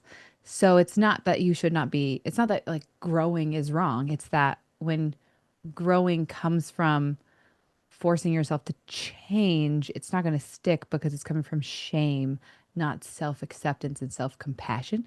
So the opposite of victim villain is somebody's to blame. And who is it? Is curiosity of this moment happened for so many reasons, so many factors that we don't know. I want to understand. It's curiosity. It's why I love the line, fight like scientists, not like lawyers, which scientists don't really fight. They're getting curious and they're like, what just happened? Why did it happen? Where did that come from? Oh, interesting. What did it feel like to be you? What did it feel like to me? Interesting. What were the intentions? What was the impact? Interesting. So, what do we want in the future? How do we get there? Let's change this factor and see what happens. Let's change this factor and see what happens. It's that like life curiosity. That's the opposite of victim villain is going, what if neither of us are victim and villain, but rather in total control of ourselves, impacted by each other, but in control of ourselves. And we get to choose what we do next. So when I'm stuck in victim villain, my way to get out is choice and curiosity. So it's remembering I have choice. What choice can I make here? And then making that choice. That's part of why boundaries are so powerful because they have nothing to do with the other person. They don't do it. The other person doesn't have to do a damn thing for your boundary. Your boundary is saying, I'm feeling this, and here's how I'm going to care for that feeling. I'm feeling really overwhelmed and heated, so I'm going to take a break and walk outside. I'm feeling overstimulated, so I'm going to move out of this room. I'm feeling really confused, so I'm going to ask for clarity. And if you can't give it to me, that's okay. You get to choose not to do that. And then I get to go, okay, cool. Now I'm going to. It's like remembering your choice. So the opposite of the victim mindset is it like I don't have any control, I don't have any choice, and I don't have any safety. It's from a trauma place. So triggers are your brain perceiving this moment right now like one from the past where you didn't have safety, control, or choice. And suddenly we go, I lost my safety, control, and choice. It must be you. And then we feel out of control of our feelings. So we try to control their actions. You're controlling me and you're making me feel like this. So if you would just change and if you would just, then it would be okay. And it doesn't work. But instead going, whoa, that impacted me like this. Now, what am I going to do with that? How am I going to care for myself? Am I going to invite you in? Am I going to share what it was like to be me? Am I going to get curious about what it was like to be you? It's that curiosity and choice. I get to choose what I do next. You didn't force me. I chose, and I can choose what to do next. The opposite is choice. I wish I had started there. But so let's pretend I did. You asked me that question. I said the opposite of victim villain, choice. Choice and curiosity. Impact, not control. Great question. Yes. Great question. I was thinking about that when we do a supercut of explaining victim mindset. I wanted to end it with being like, okay, great. Well, let's do it now. Okay, great. Now you know victim mindset versus not, but you don't know what not is. What do you do? How do you transition out of that? And how you transition out of that is curiosity and choice. Curiosity with the intention of acceptance. Acceptance of what is, acceptance of what you feel, acceptance of who you are, acceptance of how they are, who they are, so that you can make the next choice. Not to control them. You're not choosing for them, you're choosing for you. Acting like they don't have control over you, they have impact on you. And now you get to choose, what do I do next? How do I care for myself? How do I care for this relationship? What do I do next? Choice is the opposite of victim mindset. And when I need like a little drumbeat mantra in my head, because I see myself caught in victim mindset, I go, I am choosing, I am choosing, I am choosing, I am choosing. And then I look for what I am choosing and I look for what I can choose. And then I often go, oh, I am choosing to view myself as the victim. I am choosing to not let him in. I am choosing.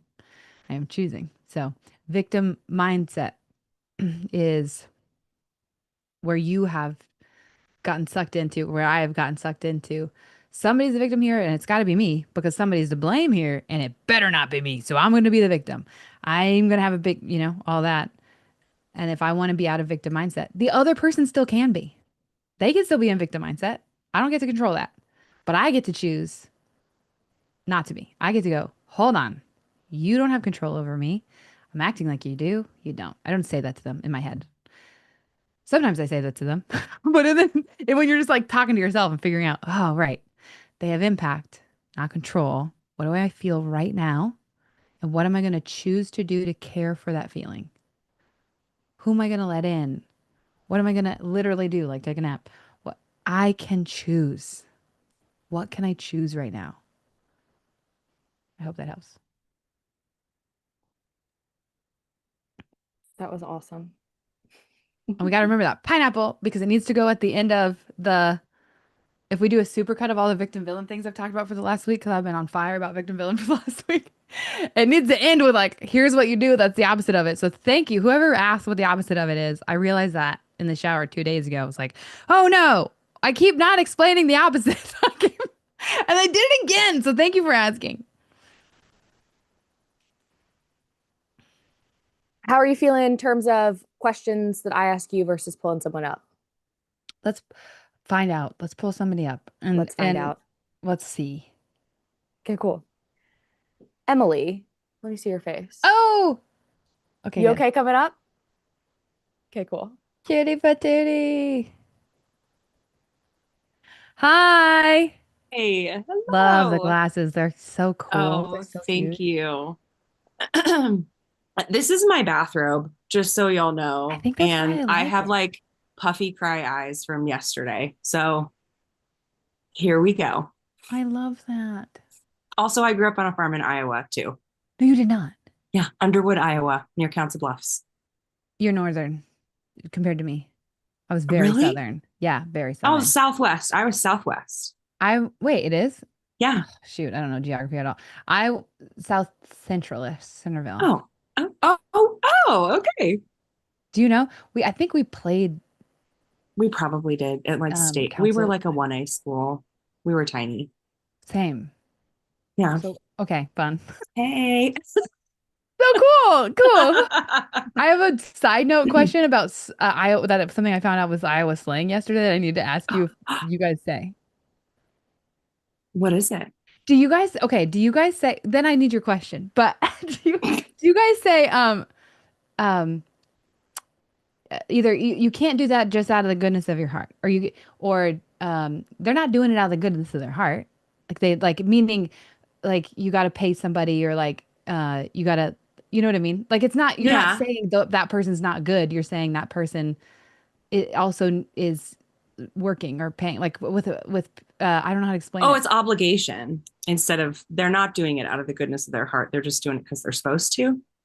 No, okay, yeah, you I guys are don't good. know. It's just a I family don't thing. know. This is what I'm just Oh, like discovering. I well, think it's just my I dad. don't live in Iowa anymore. I live in Arizona now, and the culture is very different out here. So, Okay. Well, yeah, I was talking about this yesterday and I used this phrase and they were like, "What?" And I was that's kind of mean. I was like, "No, no. It's like, that person deserves to be paid or that person deserves whatever." And so get you're that. you're like, "Well, they're not doing that just out of the goodness of their heart," meaning like they're not supposed. But Yes, I get that. I had I never get that. I thought understand that. of it as like that person's not being good. I was just like, well, that you can't just expect them to. Yeah. I that think my makes dad sense to might be the me. only one who says it, but I found out yesterday that if you don't hear that often, it comes across really bad. I was like, That's oh no. awesome. That's awesome. Very helpful to learn, because I'm like, I hope I haven't said that too many times, but I did. I just happened yesterday, and you're somebody from Iowa, so I wondered if it was a That's my so dad funny. thing or an Iowa thing. Okay, thanks, Emily. Sorry. Yeah. Back to your puffy cry eyes. Oh yeah. I I submitted 2 questions like right before the Zoom started, and because I'm in the thick of all of it right now, it's actually super hard to explain. So You want me to read it? yeah, if you read it or read both of them, because I think I maybe asked the same question in 2 different ways. I really like both of them. I think I'm going Okay. to read, I think I have both of them, and then I'm going to read it and you tell me that if I'm missing something. Okay. And I'll go look for it. I really liked your question, by the way. I confronted my husband about spiritual and emotional abuse, along with a couple of physical instances, and he got super defensive. And for the last 5 months, we have yet to talk about the issues we need to talk about because he freaked out. But now we're working with someone to help us, and he feels like he isn't safe with me because I'm disrespectful. How am I supposed to move forward? My question is this. I hate feeling controlled and made to feel small because of my story. And my husband seems to believe that I need to agree with him on all his unique convictions, but that makes me feel controlled. How can we come to a place of peace in this? We just keep going around and around. Was that it?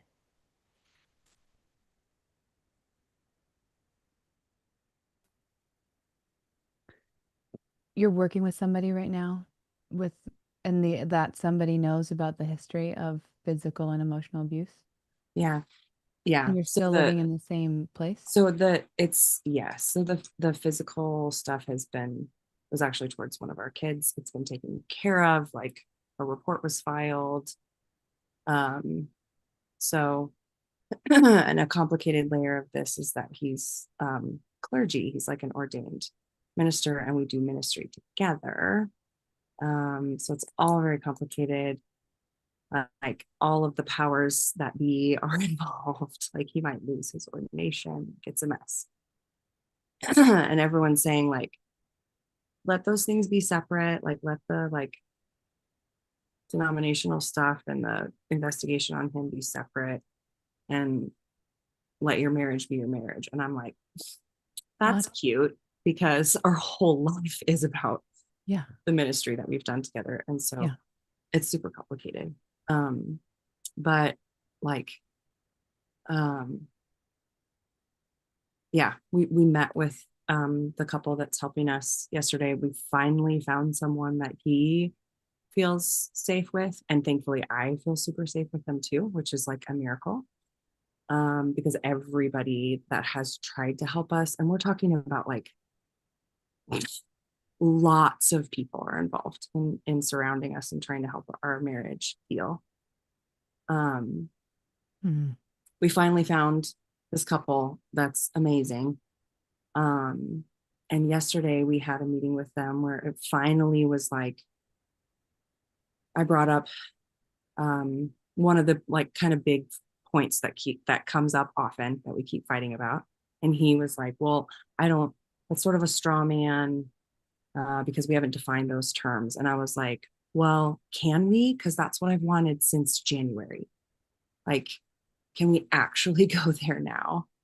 And he's only sort of willing to do that as long as there's equal, it's exactly what you've been talking about this whole time.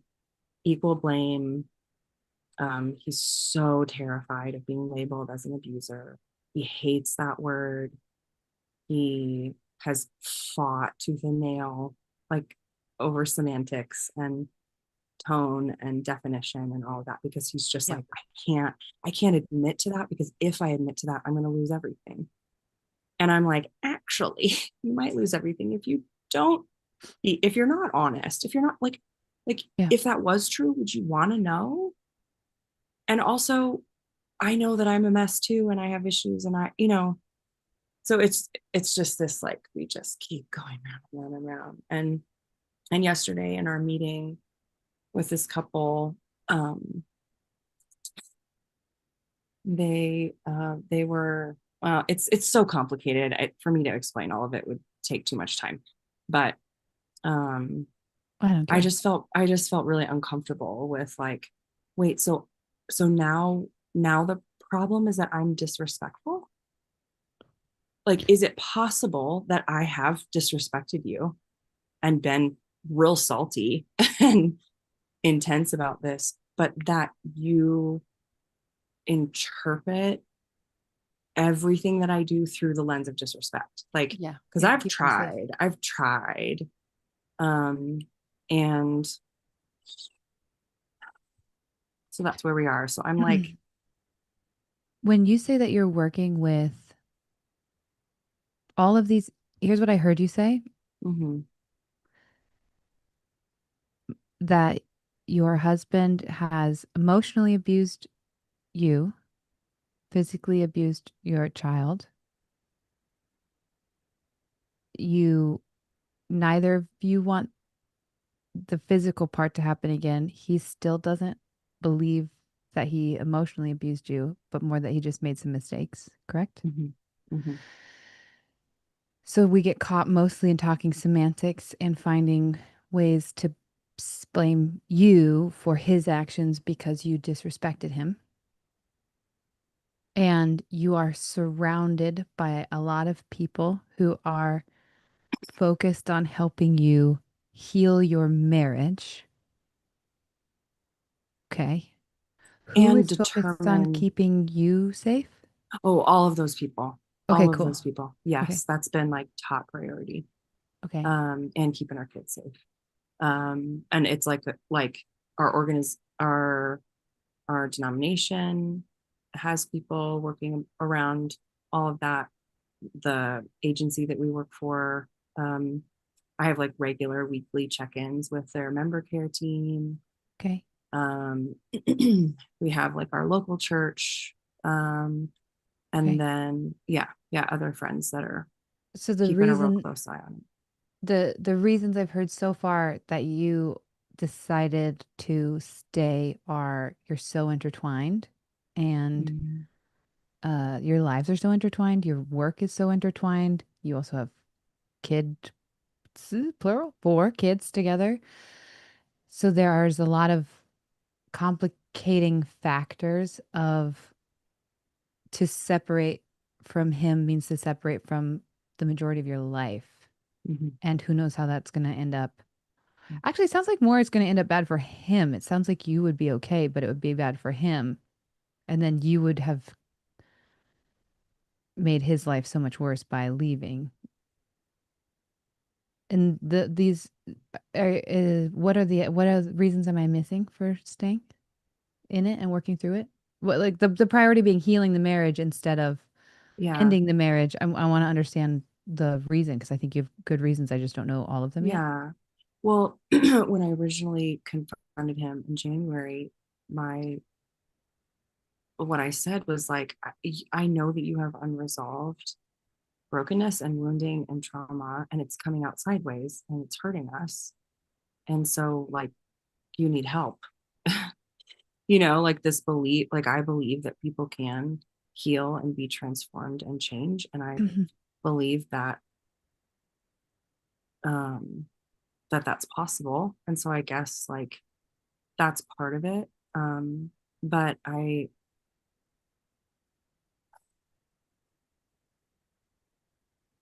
mean, a lot of it is also like the um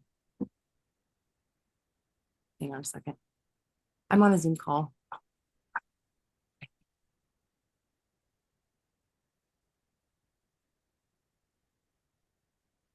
Kid or husband? Husband? Okay. Um Wait until mhm, we're not in a rush. yeah. Um I am a people pleaser through and through to the core. Just recently, like about a year ago, started naming um, things in my um, in my family of origin that I had been aware of and done a lot of work around, but naming like narcissistic abuse in my mom, and then making connections with, like, if I grew up with a narcissistic mom, my understanding of what love is super distorted. And that, now I'm seeing more of like, oh, wait, why did I marry him? Why was I drawn to him? Oh crap, Yeah. this is all happening again. But like hoping, that hoping that it could change, hoping that we could repair. And I mean, my question all along in the last 5 months is like, how long do I wait? Like, how long do I wait to find out if he's willing to change, if he's willing? Is this really just like defensiveness? Is that really what it is? Like this whole blame shifting thing and like absolute intolerance for being told, hey, you're hurting me. Hey, you have a weird belief and a weird idea that's causing you to treat me in ways that, like, I can't live with that anymore. What do you mean just defensiveness? Is defensiveness the thing that's making all this happen, or is there some other bigger, scarier reason why he can't tolerate confrontation? Defensiveness and protecting yourself is a symptom, Okay. not a cause. Yeah. There's always a bigger, scarier reason that you're defensive. Always. Okay. For all of us. Yeah. And when I talk to people, like I'll market things and I'll be like, stop defensiveness. And what I teach is, yeah, it's a symptom. How you stop defensiveness is heal the root cause. It's always a symptom.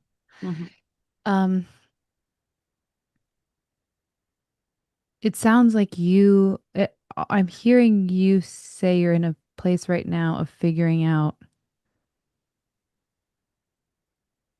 where's the line that you draw of this has been enough time of waiting for him to do the work of healing. And you have a history of conflating empathizing and understanding somebody with excusing their behavior.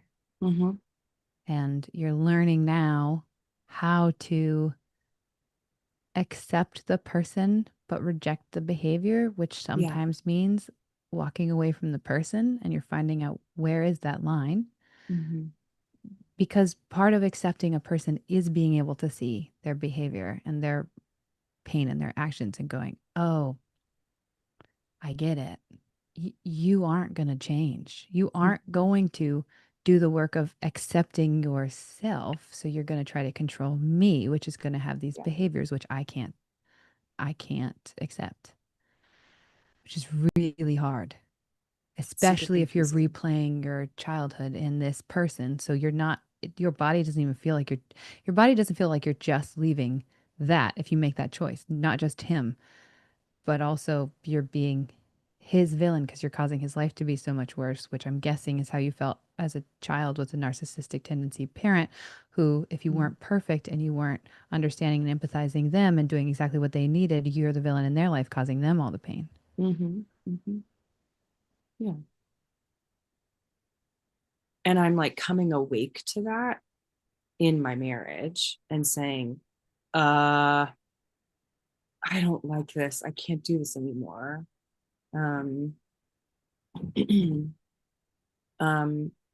But yeah, he experiences that as attack. He will experience everything as attack. It sounds like. Yeah. Because it's the safest place for him to be. And then it's like the mind games of like yesterday, him saying, I don't feel safe like studying the Bible with you. And I'm like, but that's what I said. Like, that's what I started with. Like, there's spiritual abuse happening. You use the Bible to put me in my place. You use the Bible to do weird shit. Like, yes. And so, but you are now saying you don't feel safe? Like, wait a second. Mm-hmm. Like, I walked away from our meeting with these people yesterday thinking, I mean, I almost had a panic attack because I was like, my body was like, No, you know better. this doesn't feel good. Yes. So, but you know, I like, is it really my job to change? Like, and I know like communication theory, like in order to communicate, you have to communicate in a way that can be receptive to the person that if you want to be heard, all of that. But I'm like, how far does that go? Still takes two. Yeah. Still takes two. Every dynamic is co-created. Yeah. Which means you can't do perfect, speak perfect, act perfect enough that the other person will respond the way you hope they will. There's no, that's not possible. Yeah.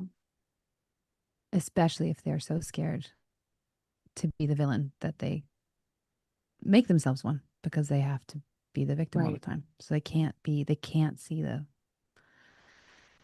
and we're not, people who are in that place aren't monsters. They're scared. Right.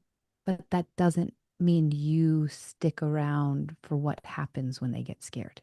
Mm-hmm. Mm-hmm.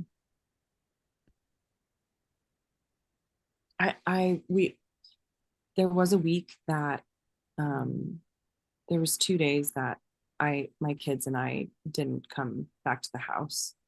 And I asked him, like, the kids need to sleep in their own beds. This is super hard on them. Like, can you please go stay somewhere else? Like, at least just for a few days, like, so we can calm down, you know? Yeah. And then let's like come back together and see how things are, kind of a thing. and and things were, so we had like 5 days apart. And then I asked him a couple of weeks ago, like, I need you to leave. I need space. Like, neither one of us can heal or do the work we need to do when we're around each other. Like, it's everything that happens is so triggering and intense. Like, yeah. And I'm not okay with just pretending that things are fine in this in-between season of like, are we going to fix this? Are we not going to fix this? You say you want to, but I think you mean something different than I do. Yeah. Dance. And he slept on the couch for 2 weeks, which did create some space. But now I'm like, now what do we do? Because he says he's willing, but, and I'm the kind of girl that I'm like, all right, let's do 4 hours of therapy every day. Let's go. Let's dig in. Yeah. Let's get to it. Let's figure this out. Yeah. And he is much more of a turtle when it comes to things like that. Yeah. Well, if you're scared, if you have the fear that you're going to be blamed, you'll avoid therapy like the plague. It's really hard. Yeah. And he is in therapy, like individually. And, but yeah, he my dog is trying to get my attention. Oh, it's really, really cute. They know. And so anyway, it just is it's a mess. And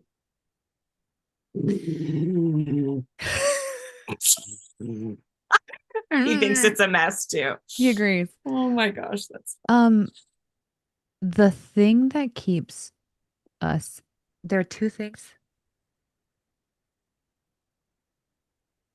maybe 3, that keep us in abusive relationships. Abuse is my friend Jamie said this, and I can't wait till he writes a book. It's so, abuse breaks down your intuition. Yes. And I literally listened to that yesterday. Oh my God, what? Yeah, because like you are in this little circle of like fabulous therapists, and I follow all of you on Instagram. Yes. I like want to be friends with all of you because you're so cool. I you. literally listened to it Yes, yesterday. that's Yes. Jamie. Right. Oh, Yes. God. So you get it. He gets it. God, can't you wait? I can't wait till he writes a book. So it breaks down your intuition. It makes you trust yourself less. So then Yeah. that also the thing Yeah. that keeps you in abuse is confusion. Yeah. And it is always complicated. And the abuser also finds a way to make it feel extra complicated and make you feel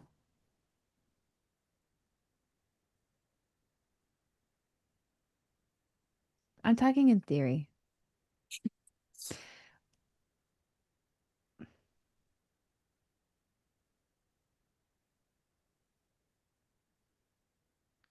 I am worried that I don't want to project on you and I also want to, so I think I'll just tell you my story. I won't tell you the whole thing because it'll take way too long, but I was dating somebody who was obviously dangerous, but not to me. I found him very special and I could see something no one else could see, and he made me feel really special. And still, if I think back on my exes, I don't think I felt better about myself with anybody besides other than him. It's because the moments that they they see you so, Yeah. and you feel so special. And he had broken up with his ex.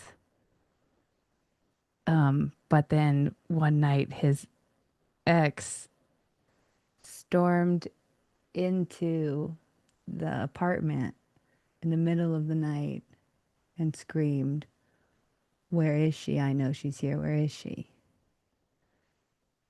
And beat him to the bedroom, which she shouldn't have been able to do looking back, so he didn't stop her.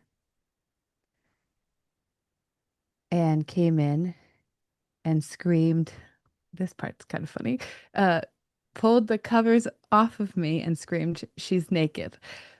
I was, however, wearing at the time, I'm a quirky girl, a collared nightgown that was like that. Looking back, Like your Pollyanna pajamas. I'm from the 1800s right now.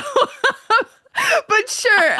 So she pulls off the covers and screams, "She's naked." And first I did just like dissociated, and he got in there just in time. So she leaps at me and he grabs her and pulls her away. And then I'm like, I jump off the bed, like, whoa. And then she is trying so hard to get out of his arms and stares in my eyes and looks like not real and is going, "God, I handled this so bad. I just want you to know that what I'm about to say, the part of the story is funny. This is the part that's funny." She's looking at me in the eyes and she's trying to get out of his arms and she can't because he's huge. And I'm married to a 5'2" short Asian king that's all muscly now, but he was like 6 foot something, on steroids, big guy. So he's holding her successfully and she's trying to get out and she's looking at me and just like full animalistic. And then she can't get out of his arms, so she pauses and she just starts on repeat going, "As a woman, are you well, I'm gonna swear. As a woman, are you fucking him? Are you as a woman? Are you fucking him? As a woman?" And just like couldn't stop saying it. I'm not handling this like a real person. I've totally dissociated. So I go like, this is a big mistake. I know this, okay? I go, I mean, I feel like not the right response. Not good. I know, not good. Not a self-protective response at all. Not proud of this moment. Which didn't work well. She got new strength. So she successfully gets out of his arms. And this is the point that I realize, oh, she's not human anymore. Yeah. She wants to kill me.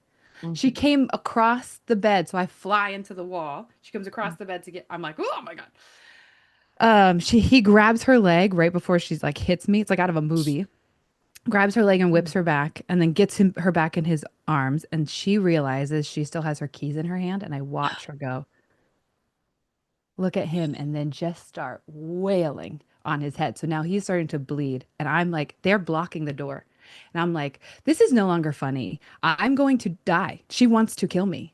And I realized, I was like, oh yeah, their bonding activity was doing Krav Maga for years Oh together. my So I'm gosh. not going to win a fight either. This is not good. So I just went, oh crap. So that's happening. She does that enough that she gets out of his arms again. I run this way out behind, like away from the bed to try to get to the door. He pins her on the bed and then just starts to softly cry and say, please stop, please stop, please stop, while she's just screaming. I run out and I'm like, okay, I think she's an animal, out of sight, out of mind. So I go into the bathroom and it's where it's freezing outside and snowing. It's in Oh, Chicago. It's January in Chicago. oh. And I'm like, I can't go out. There's nowhere to go. So I'm just going to go into the bathroom, close the door, lock the door, the light. So I have my hands against the bathroom door and I have my foot against the tub. And then she comes out of and then it's dark. So I'm like, if she can't see me, she'll probably think I left. That's my hope. Mm. So I'm just hiding in there shaking. And then I hear everything breaks. Everything in this very bachelor pad, there is nothing in this house breaks. I hear plates, lamps, it's constant screaming, constant screaming. And then it finally stops. And he says something I had helped him say because I had overheard her calling him. And I thought that is this okay that I'm telling you this story? Yeah, hang on a second. Josiah, can you take Baxter out? I'm on a Zoom call, so you need to go to the other bathroom, buddy. Okay, then just wait. Sorry, dude. Thank you. Slice of life. Carry on. Yes. Okay, good. I never tell this story. But okay, here, this is coming back to you too. I just want to explain. So they stop, and I had overheard calls from her, and I thought it was a call from his ex, and she was really mean on those calls. So I was like, hey, next time, I was teaching him how to set a boundary and how to protect himself, and like just like I did with all of his other relationships in his life, guiding him with all my psychological wisdom and knowledge. Sound familiar? Sound like you, maybe? Yeah. And which he thanked me for. And so he said the thing we planned, which was, hey, I want the best for you, and I think you want the best for me, and us talking and interacting really isn't that. And she was silent, and it worked. It was like, oh my God, amazing. But then he couldn't hold the silence, and he went, and I found this really great woman, and I love her, and I think that she's great, and I like being with, and all of this stuff. Oh. And she goes, did you love her when you slept with me? Well, she didn't say slept with me. Did you love her when you were sleeping with me 2 nights ago? And I was like, computing, computing, computing, computing, computing. They had been screaming and breaking things, so the neighbors had heard, and the police knock on the door. And they see him bleeding. And he has a very dangerous background, so he's immediately suspicious of police. So instead of telling them what went on, he just said weightlifting accident, and then they escorted her to her car to protect her. I come out, and I'm like, what just happened? So at this point, I have learned he's been cheating on me. He's sleeping with somebody else. He didn't stop her from coming to the bedroom. And I was his everything. So she had, in my head, I was like, well, I was making all the excuses. I was conflating understanding and an empathy with accepting everything. Like, just because I understand why you did it doesn't mean I should accept that you did it. And I couldn't separate those yet. Yeah. And I stayed with him. And if I broke up with him, he would lose everything, because what she did the next day is told his boss that he had been abusing her, and so he lost his job, which was tied to his housing, which was so like I became everything, and so I was like, I can't leave. He needs me. And this is what relationships are. If I leave, he loses everything. He loses his community, he loses his housing. It impacted his job, like everything. If I left him, he was going to lose everything. And I couldn't be the person who made him lose everything. I couldn't do that. I couldn't be the person who made him do everything. I kept thinking that. And this part's going to make me cry because it's just so cool of my friend. Then 2 weeks later, after this why this is a fast turnaround. I was like, she made a police report. If you don't make a police report, you're gonna have a history of a false narrative. So I helped him make a police report. And then a week after that, he's like, I told you I'd start being honest with you, and I've actually been talking to her, and I got rid of the police report. And I stayed with him. Because I was still his everything. I still everything. And I tell my best friend this. This is the part that gets me. And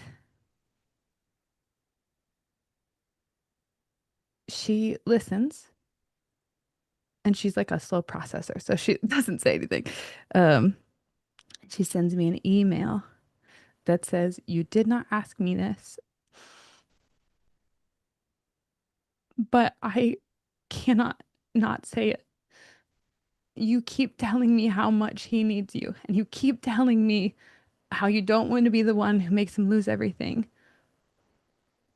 You keep telling me he deserves love and that you understand him and that he's not bad. He's just scared, all my shit. And you keep telling me all of this. And maybe that's true. But who told you you deserve this? Who told you you deserve this kind of love? That this is something you're supposed to stick through?" And then the rest of the email was like, "It's not you, dude. It's him. He made these choices and you're keeping him from his consequences. That's not your job." Yeah. And then I left him. And when I left him, it wasn't clear cut. I had a conversation with him and I said, "I think we should break up." And it was the first time I remembered, oh, yeah, he's dangerous, because I saw him get scary. Like I saw him get scary. And I had to figure out how to say, I don't want to leave you, but it seems like women are just really bad for you and you need time right now. Like I figured out how to say what I could say to get out safely. And then I couldn't believe I had like done it, gotten so stuck. But then that's the importance of the clear, safe exit plan with that. But that's my story, and your story is different. But it is hard to listen to for me because it feels they're not hard to listen to, but like I hear so much about how caring you are for the people in your world and how they know you for being caring. And there's such an identity of being caring. And you don't want to be the person that causes someone else pain, and leaving will cause pain. Yeah. And maybe that's not the choice that you make. But staying is causing you pain too. And it feels like that's so low on the list. And I just want it to be a little higher. And I'm not telling you what to do, and I don't know your whole story, and I'm not in the position where no one is in the position where they can tell you what to do and give you advice, but I just really feel for you and I really care for you, and you sound like you've done so much to do the right thing by everyone, including I think, yourself. well, yeah. And I think me confronting him in January and saying some really hard stuff out loud was me saying, I'm not going to be on the bottom of the list anymore. Yeah, girl. Yeah. And like the shit with the family. Yeah. So there's like real consequences when I decide I'm going to speak up for myself now. And I'm terrible at speaking up for myself. Like like, I think what happens is because I'm a people pleaser and I've worked my whole life to figure out how to say and do things in just the right way for people to feel like they can, I don't know, like I'm a chameleon, right? So, and as soon as I decide I'm not going to be a chameleon anymore, then I'm like, rah, like I do Yeah, it so this the bad. I do it pendulum so swing. bad. Yeah. Yeah. Yeah. And so Yeah. it's like, well, of course they didn't like that, because this is like totally the opposite of my MO. And so then my thought is like, well, what if we rewound, and what if what if we did like a redo, like a 5-month redo? Just totally stupid. But then am I just doing the same thing? Am I just like people pleasing and changing my words and changing my tone so that it can be acceptable or receivable? Like, why can't I be raw? Why can't I be raw and still like be heard? Why do I have to? Because my tendency, it's so confusing to me, because my tendency is to be like, I'll change, I'll shift, I'll bend. Yeah. So when I'm like, no, this is a no for me, like I'm putting my foot down and this can't, things have to be different. Yeah. And then they're like, what? Who Yeah. are you? And what have you done with my Emily, Yeah. And then I'm like, oh, I should just backtrack. Like, I don't know. It's just so cyclical and crazy making. Yes. How do you find So that dang balance tired. of like, yes. Because like Yeah. all the stuff you're talking about in this, your method and your approach to conflict and seeking understanding, like I freaking love all of that. Like Mhm. I have my master's in counseling. I'm about to start pursuing licensure. That Like makes sense. That's my jam, right? Like Yeah. I love it. But when you're so used to doing all of that at the cost of yourself, Yeah. it doesn't feel good. No, you resent people to the level you sacrifice yourself for them. Yeah. I'm really angry a lot and really resentful a lot.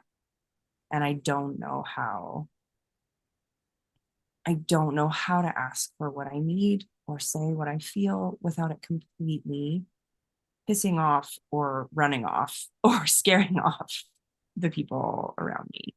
Yeah. And it's so true that like I have so many fabulous, healthy, amazing relationships. So many. But like I always have the one relationship that is, it's like so entangled, so enmeshed, so like I've lost myself.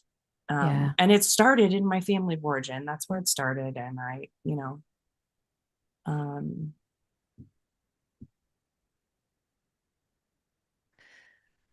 yeah. Yeah. You're going through it. Are you coming on Monday or Wednesday? I signed up on Monday. I signed up while we were on the Zoom call. Hell yeah. Yeah. So I'll be there on cool. Monday, hopefully. Okay. Yeah. I really appreciate you taking the time, and I for don't know if everyone you're like watching and listening, like, hi. Well, I don't know that your husband would come or even should come. I don't know enough to know that. But if it if it doesn't stretch you financially, because I don't want it to stretch you financially, then I would love for you to do the repair lab. Yeah. And practice that. Yeah. We call the mirror game, we call it the ketchup bottle. So like we've had therapists that have coached us in how to do this before. And it's a ton of work and it's really hard. And I hate how slow it is. I wish it was faster, but I know it has to be slow. And so every once in a while we're like, okay, ketchup bottle, and we try to do it. But lately it's like, there's so many walls and so many hurdles. And so, yeah, I think it would be really good, because where things are, it just feels like there's like one stalemate after another stalemate after another standoff, like whatever analogy you want to use. Like we're doing all of them. So yeah. And getting to go role play those with people, being like, I ran into this. Okay, can you be him? Can I be me? Like practice, like, because we're not, the thing about what we're teaching there is not just understand. It's also, how do you get understood? And how do you set boundaries? How do you notice when you're starting to feel defensive, and what do you say? And not just what do you say and now you have it written down. Actually practicing it and actually being like, yeah, I'm triggered. Here's what I'm going to say is so helpful. So yeah.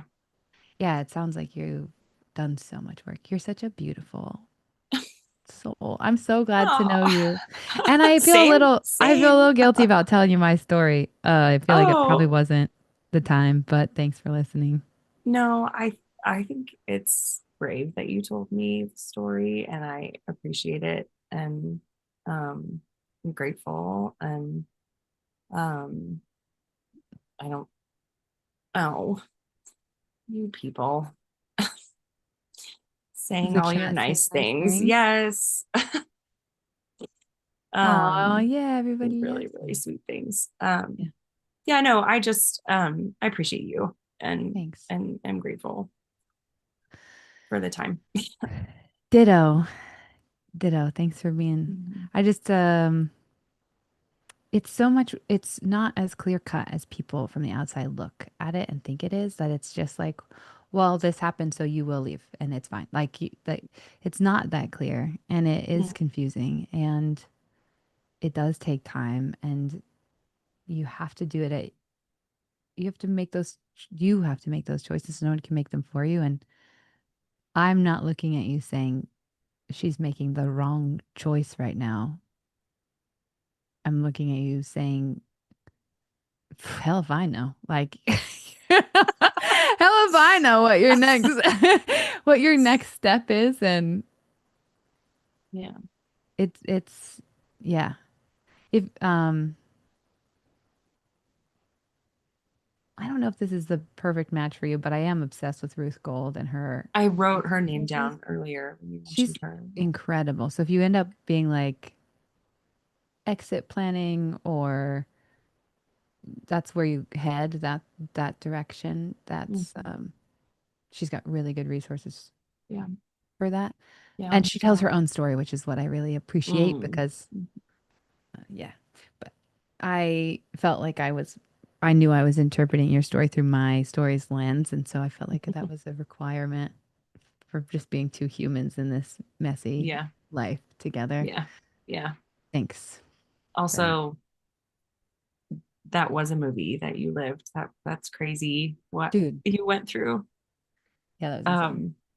Yeah. And I'm sorry you went through that too. But I'm grateful that you lived to tell about it. That's right. She didn't get me yet.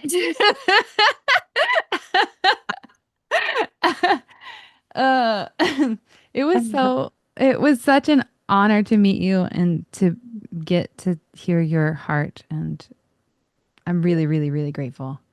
Thank you. Me too. Thanks, Emily. Yeah. Well,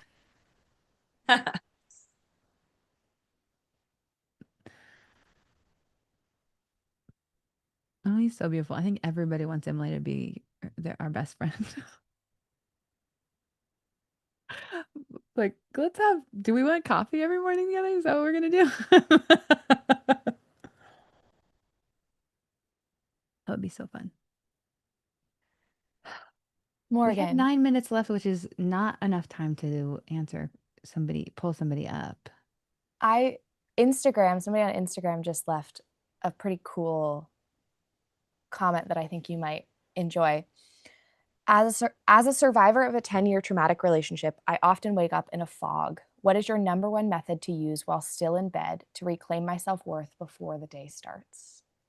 What is your number one method to use while still in bed to reclaim my self-worth?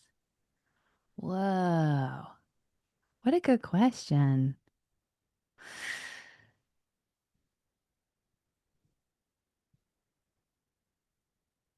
if the fog is from that sense of confusion and lack of agency, I think, oh no, I feel like I need to sneeze. Hold on. Okay. Bless you. I felt it coming. Okay, if it's from that confusion that happens, then there are two pieces of this, which is one, I love parts work and I love not trying to get rid of the fog, but while you're still in bed, literally, while you're still in bed, closing your eyes and being like, the part of me that feels foggy. If you can see it, like you can visualize it, then visualize it. The part of me that feels foggy. Will you step forward so I can see you? Hi. And then you just sit with it. You don't do anything. You don't ask any questions. You just sit with it. You don't ask it to change. You just wait until it feels like it's asking for a question, like it's wanting something, and then you can ask, what good are you trying to do for me? And that fog will probably surprise you. And then you send it gratitude for what it's trying to do, and you befriend it. And even if you don't see it, just sitting there with it and being like, hello, you're allowed to be here. I'm so glad you're here. I don't even know why you're here, but I know it's for a good reason. Because all of the parts of us and all the feelings we have are there for really, really good reasons, and they're trying to do something good for us. And feeling gratitude for that intention, the fog has a positive intention for you, is really cool. It's really powerful. So that's one part of it. And then the second part of it, back to the choosing thing, is choosing one thing. That's it. Like, start with one thing. Today, I'm going to make one choice. And it can be so tiny and so simple. I'm going to choose to get out of the bed and put my left foot on the ground before I put my right foot on the ground. That can be it. It can be, I'm going to choose to go for a walk, but that's actually pretty big, honestly. Start small. Just choose which foot you're putting down. And then the next day, wake up and you choose. Just choose one thing. And little by little, start noticing where you have choice in the day. That is really helpful. And also, part of why I love Open Gym and Repair Lab is we need each other. And in the moment when you're in the fog and you're in bed, we will often, most of us, hide and go, well, once I'm not foggy, I'll talk to someone. And then when we do talk to somebody, we feel like a burden. And so it backfires and it proves us right. We shouldn't have talked to them. And I think the thing that has worked, and again, back why I said I love Repair Lab and the way we run Open Gym, is that you actually, you say, hey, I really want to share something. Can you reflect me? You learn mirror game. If you come to Repair Lab, you'll practice this and get great at it. You just share how you're actually feeling, and they really hear you, and they just keep asking, what's missing? What's missing? What's missing? And then you see them. I mean this. This is so essential. In the moments where you're drowning and you feel like you have no bandwidth and you're so foggy, after the embracing the fog and making a choice, allowing yourself to be seen in a moment you think you're going to be rejected by somebody who really does want to accept you is very, very healing. And before you hang up the phone or before you leave the hangout or whatever, just a little bit seeing them too makes you not feel like the identified patient in the room, but somebody who's needed by your friends and by the people around you, because you are, because we do need each other. The people who love you need to be able to be allowed to see you, but also they need to be seen by you. And that's not because you need to fix anything or do anything. Your sadness and your fogginess probably will make you one of the best listeners and safest spaces for those people because you're not going to try to fix them. You're not going to try to give them advice or make them feel better. You're going to go, oh, so you're feeling shitty. Well, yeah, of course you are. Me too. And we can just be shitty together. That's nice. That is so powerful. And if they're happy and you're like, wow, you're happy. I am not happy. Makes sense that you are, though. Sounds like your day's going great. No shade. I'm glad you told me. Like, it allows you to start to experience the reality that we can have two different experiences and still be really close. That I can be foggy and a mess and sad and heartbroken and have low self-worth and still be worthy of being here with you right now.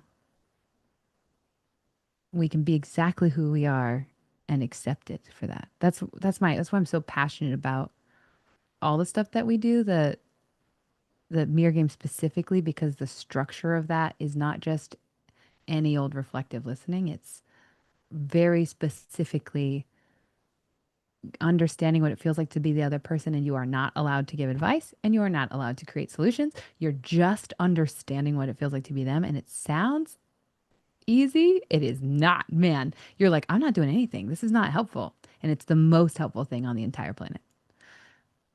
It's and then it listening to people is not a burden. It's a gift because you don't have to do anything with it. You just get to be with them and they get to be with you. It's so gorgeous. So embrace your fog. Love it. It's there for a really good reason. Make a choice and then dare to be seen and dare to see. That's what I would say to do. I loved your question.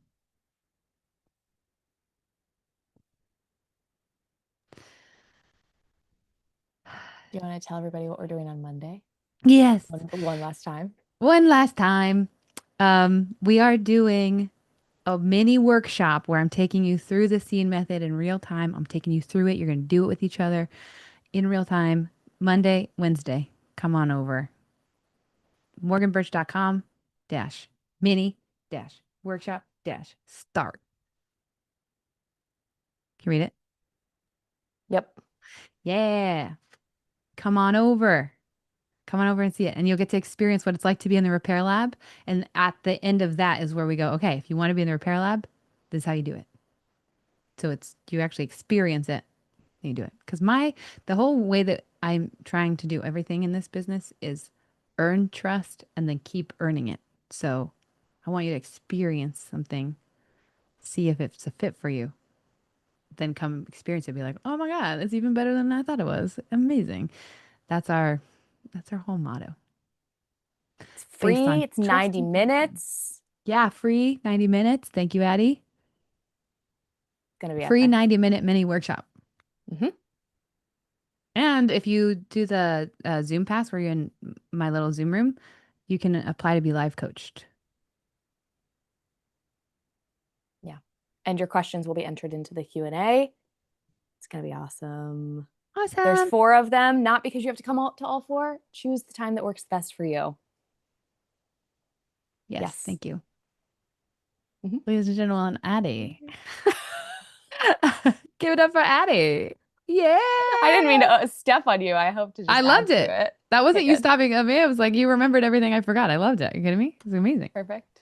That was not a sarcastic clap. I know it wasn't. I just feel like I had to say it to anybody I wasn't who's gonna like, remember. why is this person jutting in with other facts that Morgan's not saying?